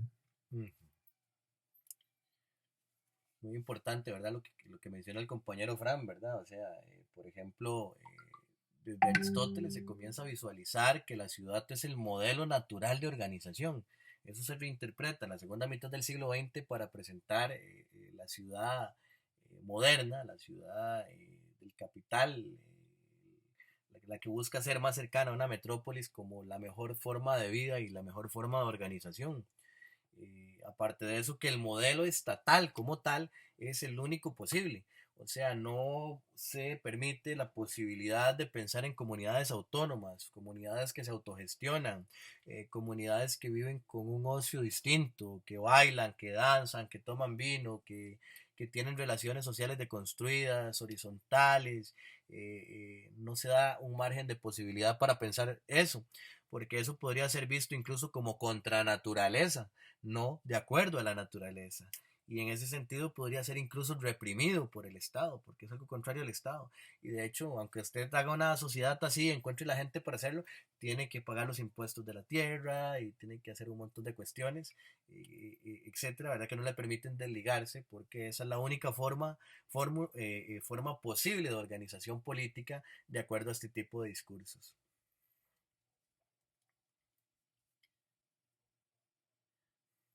¿Quién más quiere aportar, construir, dialogar?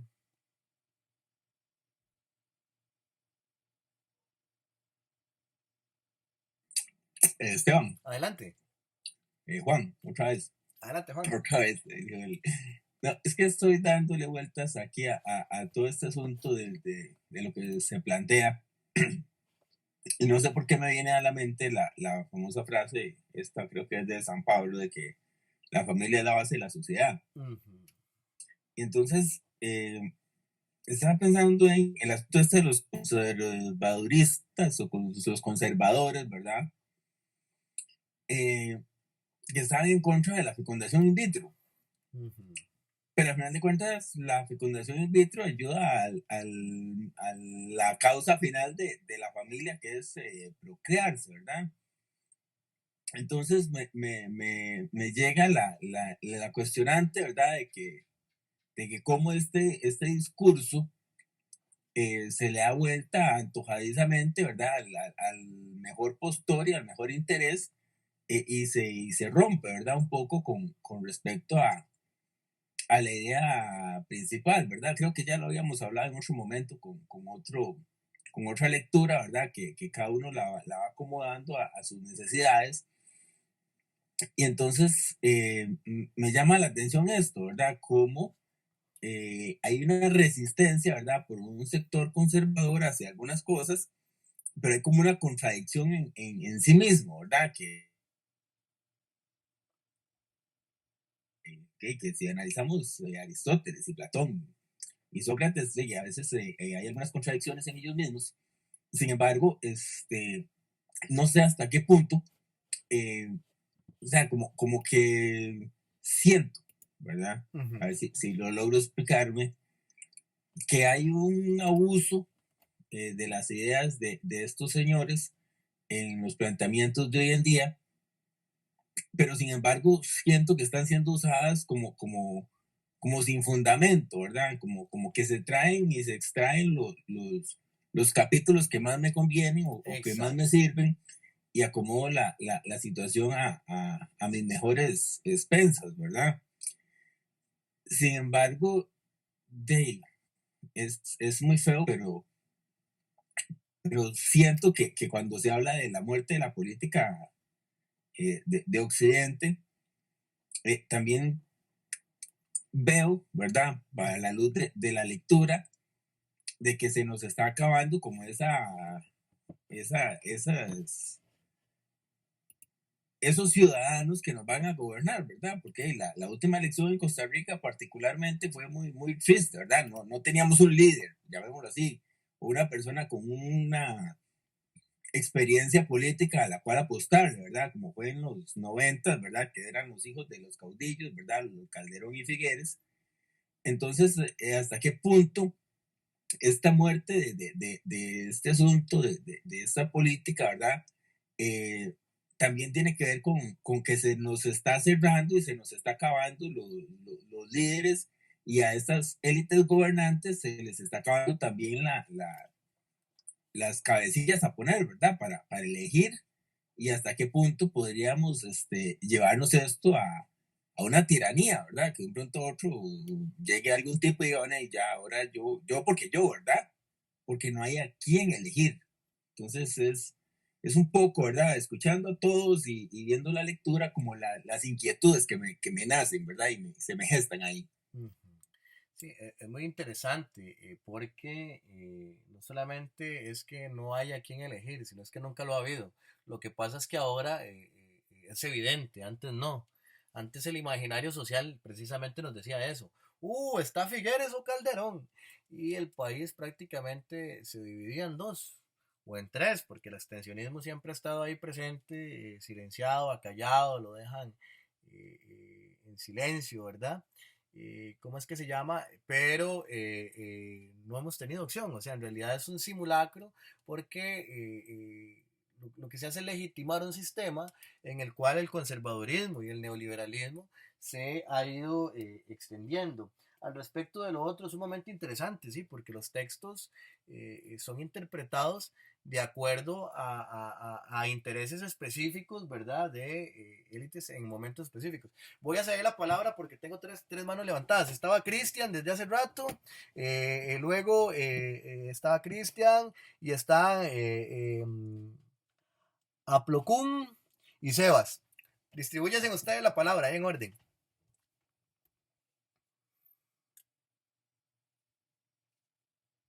Recuerden activar el micrófono, ¿verdad? Porque a veces hablamos y no tenemos activado el micrófono. Recuerden que el micrófono se activa donde está el botoncito rojo, a la par está el del micrófono, ¿verdad?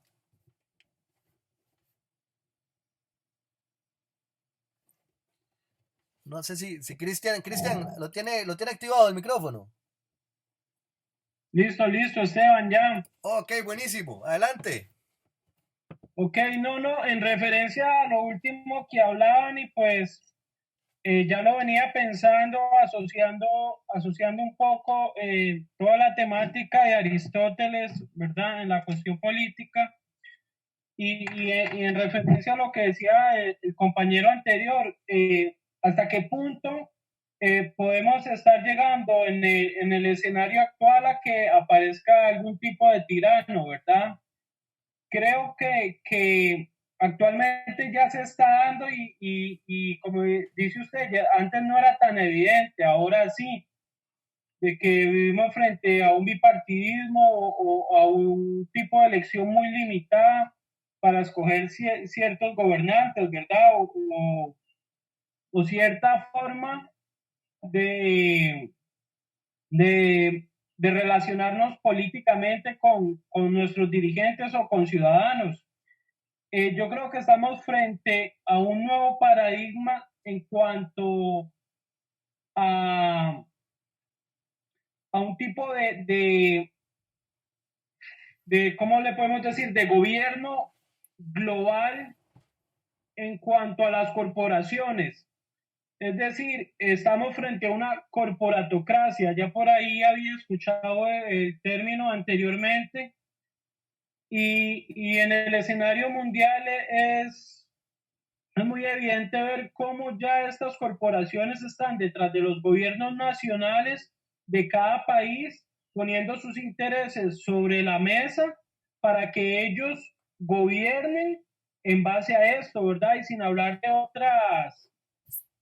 otras como entidades supranacionales, ¿verdad? Como lo serían el Banco Mundial o el Fondo Monetario Internacional, que desde su coacción, ¿verdad?, que ejercen mediante la economía y los préstamos que le brindan a diferentes países, se encargan de dictaminar las políticas a seguir en cada nación. Excelente. Muy buen comentario. Seguimos con... tenemos dos manos levantadas, pero en realidad no me fijé cuál la levantó primero o cuál quiera conversar primero, no sé. Bueno, hola. Hola. Ya sobre el comentario de la democracia. Quería decirte o sea, que no ha existido en el pasado, no ha existido en el presente, y tampoco imaginamos la democracia en el futuro. Porque si, por ejemplo, vemos novelas de ciencia ficción y demás, la mayoría proyectan un futuro dominado por dictaduras y autoritarismos de corte completamente militar, ¿verdad? Entonces, realmente, tampoco no hay ningún espacio en el que exista la democracia. Por ejemplo, en la familia no hay democracia, en el lugar de trabajo no hay democracia, en las universidades menos, ¿verdad? Entonces, realmente es solo un discurso que suena bonito y que reproducimos y que sirve para justificar guerras, para justificar un montón y para, digamos, justificar esa estructura político-social que existe, ¿verdad? Y además,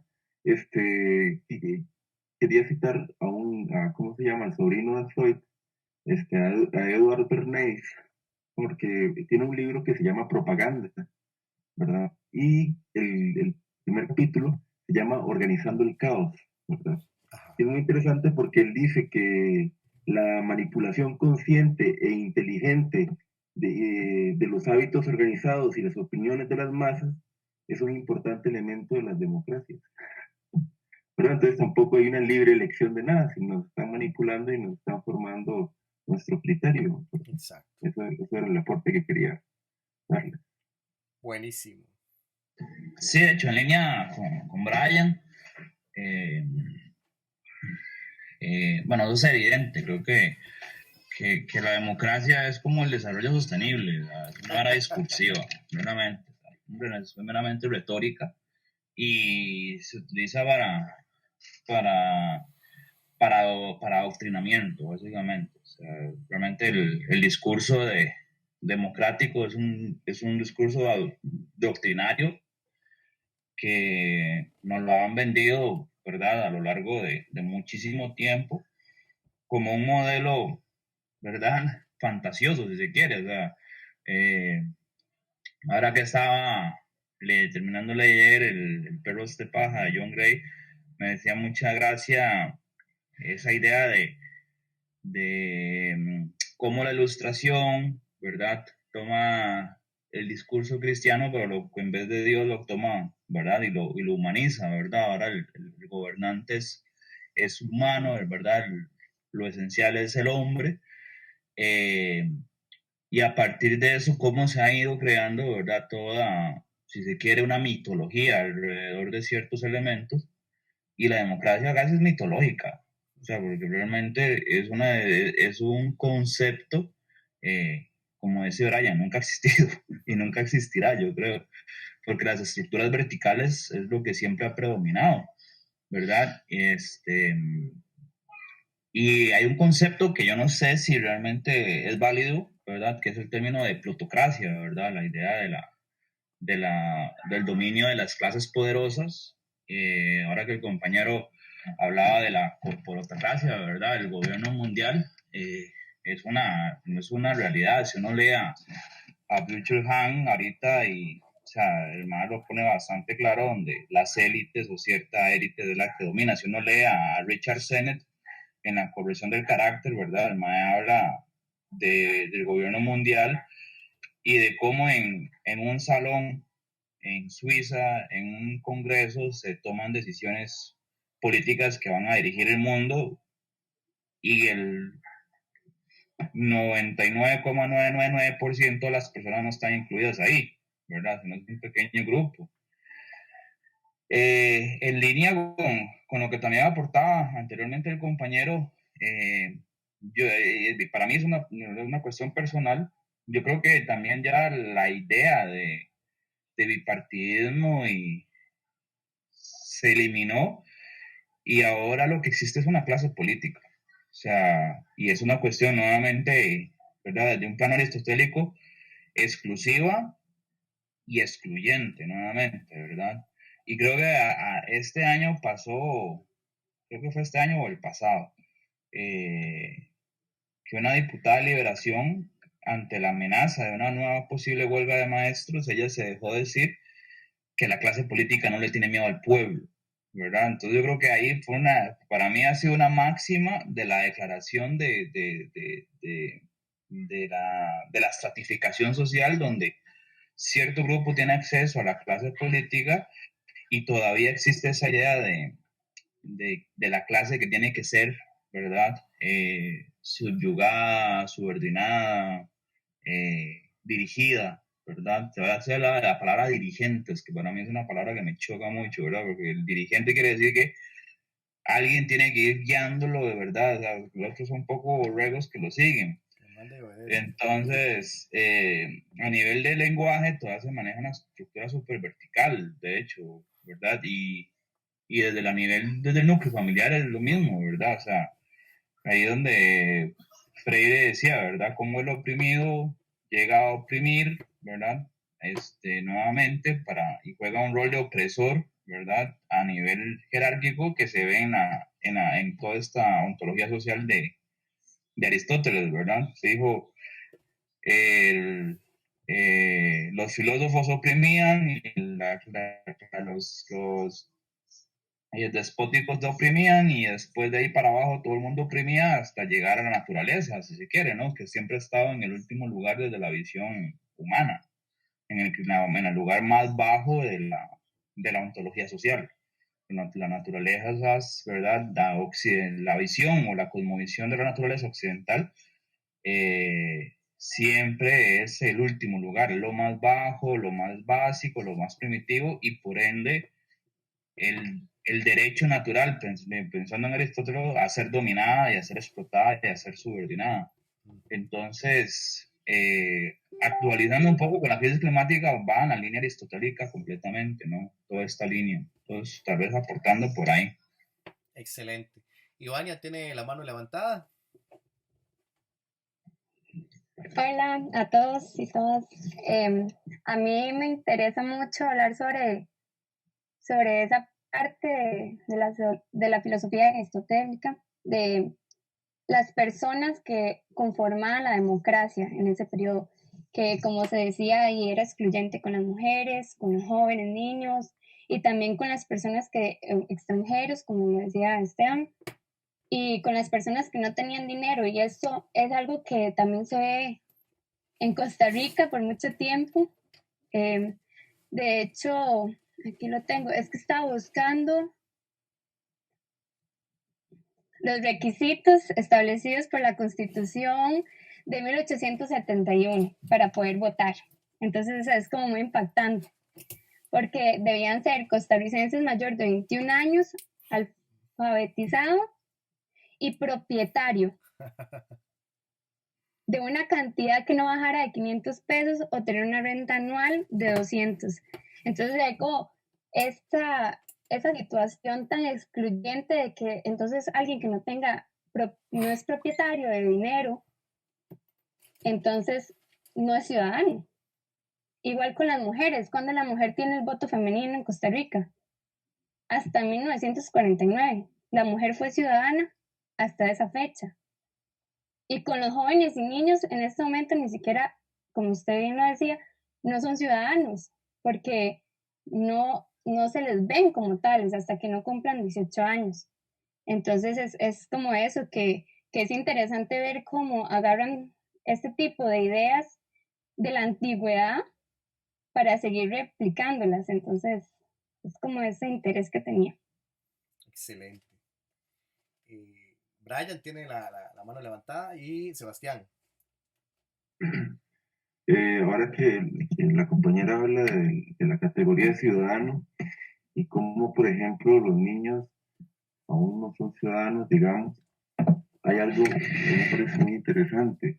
Y es que, por ejemplo, a raíz de toda esta cuestión de la guerra contra el terrorismo y todo esto, surge, digamos, por así decirlo, o más bien toma fuerza, una corriente del derecho que es un poco contradictorio, por así decirlo, porque es un derecho de excepción, ¿verdad? Es lo que se llama el derecho penal del enemigo. Y este derecho penal del enemigo lo que dice es que la sociedad es quien otorga la categoría de persona, ¿verdad? Y este derecho lo que se va a presentar es como un derecho diferente al derecho del ciudadano, que es, digamos, seríamos todos nosotros, y que, digamos, juzga los delitos, robo, todas estas cosas, asesinato, todas esas cosas, y todo bien, es del ciudadano, digamos.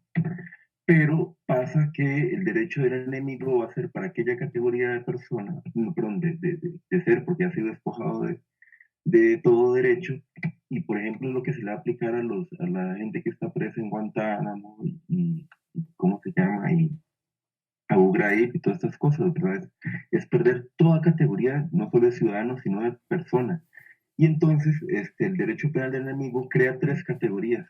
Entonces una es el ciudadano, y el ciudadano es aquel que demuestra que se va a comportar como persona en derecho. Es decir, dice el derecho penal del enemigo, tiene que demostrar una seguridad cognitiva. Es decir, que usted no va a ser crítico, que usted va a respetar el orden establecido, este, ¿cómo te digo? Y usted no va a reunirse con gente y conspirar y, ¿verdad? No va a atentar contra el orden. Eso es un ciudadano. Luego hay una categoría intermedia entre el ciudadano y el enemigo, que es el individuo potencialmente peligroso, ¿verdad? Que es ese ciudadano, digámoslo así, que tiene todos los derechos, pero es, o sea, por sus comentarios y su forma de ver el mundo puede ser potencialmente peligroso. Es decir, ahí lo que se está haciendo es criminalizar el devenir, ¿verdad? Es lo que sus potencialidades, y sobre todo en un contexto como este, ¿qué va a pasar, verdad? Ya digamos, en Estados Unidos se catalogaba, por ejemplo, como un acto de terrorismo toser. Entonces, como te digo, es la aplicación de esto, es casi que la eliminación de la categoría de ciudadano, porque es algo que ya queda a una mera decisión política. Y en un estado, por ejemplo, de excepción, donde se suspende justamente todo el ordenamiento jurídico.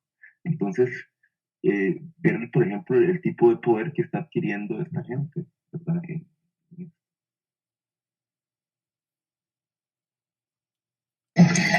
Sí, siguiendo ahí con Brian, igual,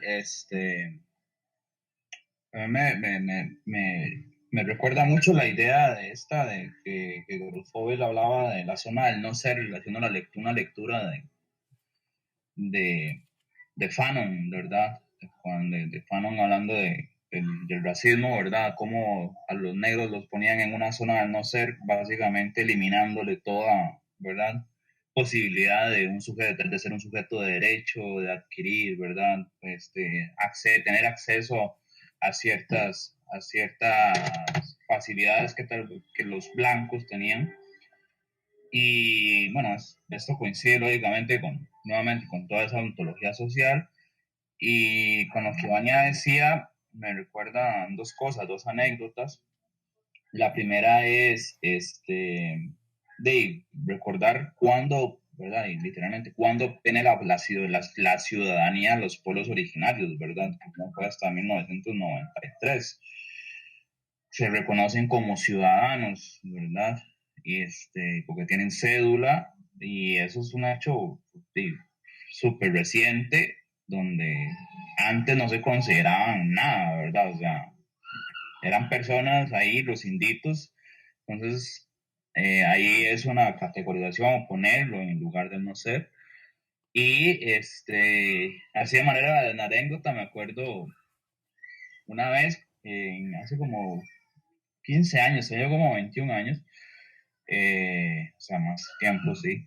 Estaba organizando uno de los primeros grupos con que trabajé, que era una comisión ambiental en el barrio, y había una compa como de 15 años, y en un toque la más estaba señada opinando, ¿verdad? Y esa vara que uno por vacilar, así, a son de broma, le dije, "Ay, ¿usted qué habla? Más usted ni siquiera es ciudadana todavía, ¿verdad?". A los años me volví a topar a esta compa, y la mamá me dice que esa frase la marcó para toda la vida, porque realmente, a pesar de que fue por chingue, fue una censura tremenda la que yo le hice en ese momento, porque básicamente le desvalidé todo su discurso, ¿verdad? Por el hecho de ser una chamaca de 15 años. Y eso es muy común, ¿verdad? En nuestra sociedad, desvalidar, ¿verdad? El pensamiento del joven, del niño, ¿verdad? Porque los creemos incapaces, ¿verdad? Porque no tienen cierto conocimiento. Ahora, pensando un poco también a futuro, o los movimientos que surgen alternativos, también me llama mucho la atención, más bien ahora, ¿verdad? De cómo los movimientos ecologistas y otros movimientos, bueno, ya las mujeres con el movimiento feminista logran reivindicar, ¿verdad? Muchos de los derechos de la mujer, como dice Ivania, que hasta el 49 se obtiene el voto acá, hasta el 35 en Inglaterra. Por ejemplo, ahora que están buscando categorizar a la naturaleza de forma distinta, como en Ecuador o Bolivia, que ya la ponen como sujeto de derecho, por ejemplo, en la constitución política. o ya los animalistas que hablan de personas humanas y no humanas, o animales humanos y no humanos, ¿verdad? Poniendo ya también a los animales como sujetos de derecho. Y hasta en el 78 ya nace la Declaración Universal de, ¿verdad?, de los derechos de los animales. Entonces, aquí viene también como algún movimiento paralelo que es súper interesante, que puede ser importante en muchas líneas, y podemos ir desmontando también no solo el pensamiento político occidental, sino también todo el antropocentrismo que ha perpetuado, ¿verdad?, toda esta visión occidental, ¿verdad?, también. Entonces, por ahí, ¿verdad?, es importante como visualizarlo. Excelente. Yo tenía aquí un punto para hacer un poquito de debate, y es que yo sí creo que existe la democracia. La democracia existe en lo que dice y hace la gente, a partir de un conductismo político. O sea, la democracia existe como discurso de dominación, ¿verdad? Entonces es sumamente interesante porque sabemos desde las perspectivas críticas que no existe la democracia, pero la democracia existe en tanto que la gente cree que existe y que se le ha inducido determinados conceptos que no tiene ni siquiera precisos, pero que a partir que defiende a muerte como si fueran su libertad porque están asociados al concepto de democracia, ¿verdad? Entonces, por qué planteo esto? Porque para mí, uno de los puntos que considero fundamentales son los proyectos de educación popular, ¿verdad? Porque eh, es importante comenzar a desmontar, o sea, estos mitos de la democracia, tal y como se manifiesta en lo que dice y hace la gente. O sea, cuando digo esto, es el proyecto que impulsó Harold Ashwell, ¿verdad? De la Escuela de Chicago, de inducir en la mente de las personas determinadas nociones políticas y cómo son necesarios proyectos de educación popular que potencien determinadas habilidades para que la gente pueda discutir y romper esos sesgos y que la democracia deje de existir, más bien, porque la democracia como concepto, más bien, como bien lo decían ustedes, es un mecanismo de control, pero como mecanismo de control existe, ¿verdad? Eso era como para generar un poco de debate, ¿verdad? Y lo otro, al respecto de lo que decía la compañera Ivania, es muy interesante, por ejemplo, y que le hace una crítica a Aristóteles, a la noción de materia de Aristóteles, al respecto de derechos humanos, el planteamiento de Judith Butler. Judith Butler tiene un libro que se llama Los cuerpos que importan. Entonces lo que nos dice es que un cuerpo que cumpla determinadas características, como por ejemplo ahora vimos en Aristóteles, el hombre que tiene el hombre que tiene la virtud de ser un hombre bueno, tiene que cumplir una serie de características. Todos los cuerpos tenemos que cumplir una serie de características para ser cuerpos que importamos. En la medida que nos alejamos de cumplir esas características, dejamos de importar progresivamente. E importar implica estar sujeto a derechos. Entonces, qué sé yo, digamos, uno va caminando por un parque, va un hombre que cumple el prototipo masculino de macho alfa, de la mano con una mujer que cumple el prototipo femenino de una mujer como lo dicta el sistema, y él se vuelve y la golpea. Ya tenemos una conciencia social donde muchas personas vamos a reaccionar ante ese hecho, ¿verdad? Vamos a adquirir un esquema de censura por el acto violento. Pero, por ejemplo, si cambiamos los personajes y son dos hombres maricas, ¿verdad? Porque marica es un término técnico, ¿verdad? Es un término de reivindicación incluso de derechos. Dos hombres con comportamientos de lo que se asocia a lo femenino y van de la mano y uno se vuelve y golpea al otro. ¿Qué pasa en la gran mayoría de noción de la gente de la sociedad? O sea, habría un sector de la sociedad que es tan homofóbico y le negaría tanto la importancia a sus cuerpos que poco le faltaría por comprar palomitas de maíz y tirarse el pleito. Entonces lo mismo sucede con la niñez. O sea, ¿qué pasa si cambiamos ahora? Ya no son dos hombres maricas, sino que es una mujer que lleva a un chiquito de la mano, el chiquito hace un medio berrinche, lo alza y lo golpea. Tal vez algunas personas nos digamos para adentro que es una mala acción, incluso podríamos pensar hasta una pachotada, pero no pasa más, ¿verdad? Porque hay una naturalización de eso. ¿Por qué? Porque el niño es un cuerpo que no importa, porque es un cuerpo imperfecto. En términos de Aristóteles, vea que el mismo Aristóteles lo decía, si es un niño varón, es un hombre imperfecto. Ahora una niña. Entonces es muy interesante porque el debate de lo que se le da de poder a la niñez debería de ser más amplio. Si las personas adultas que conforman determinadas élites tienen el mundo como lo tienen, yo creo que tal vez lo tendría mejor niños y niñas gobernando, ¿no? Entonces ese debate es sumamente interesante, ¿verdad? Me llama mucho la atención.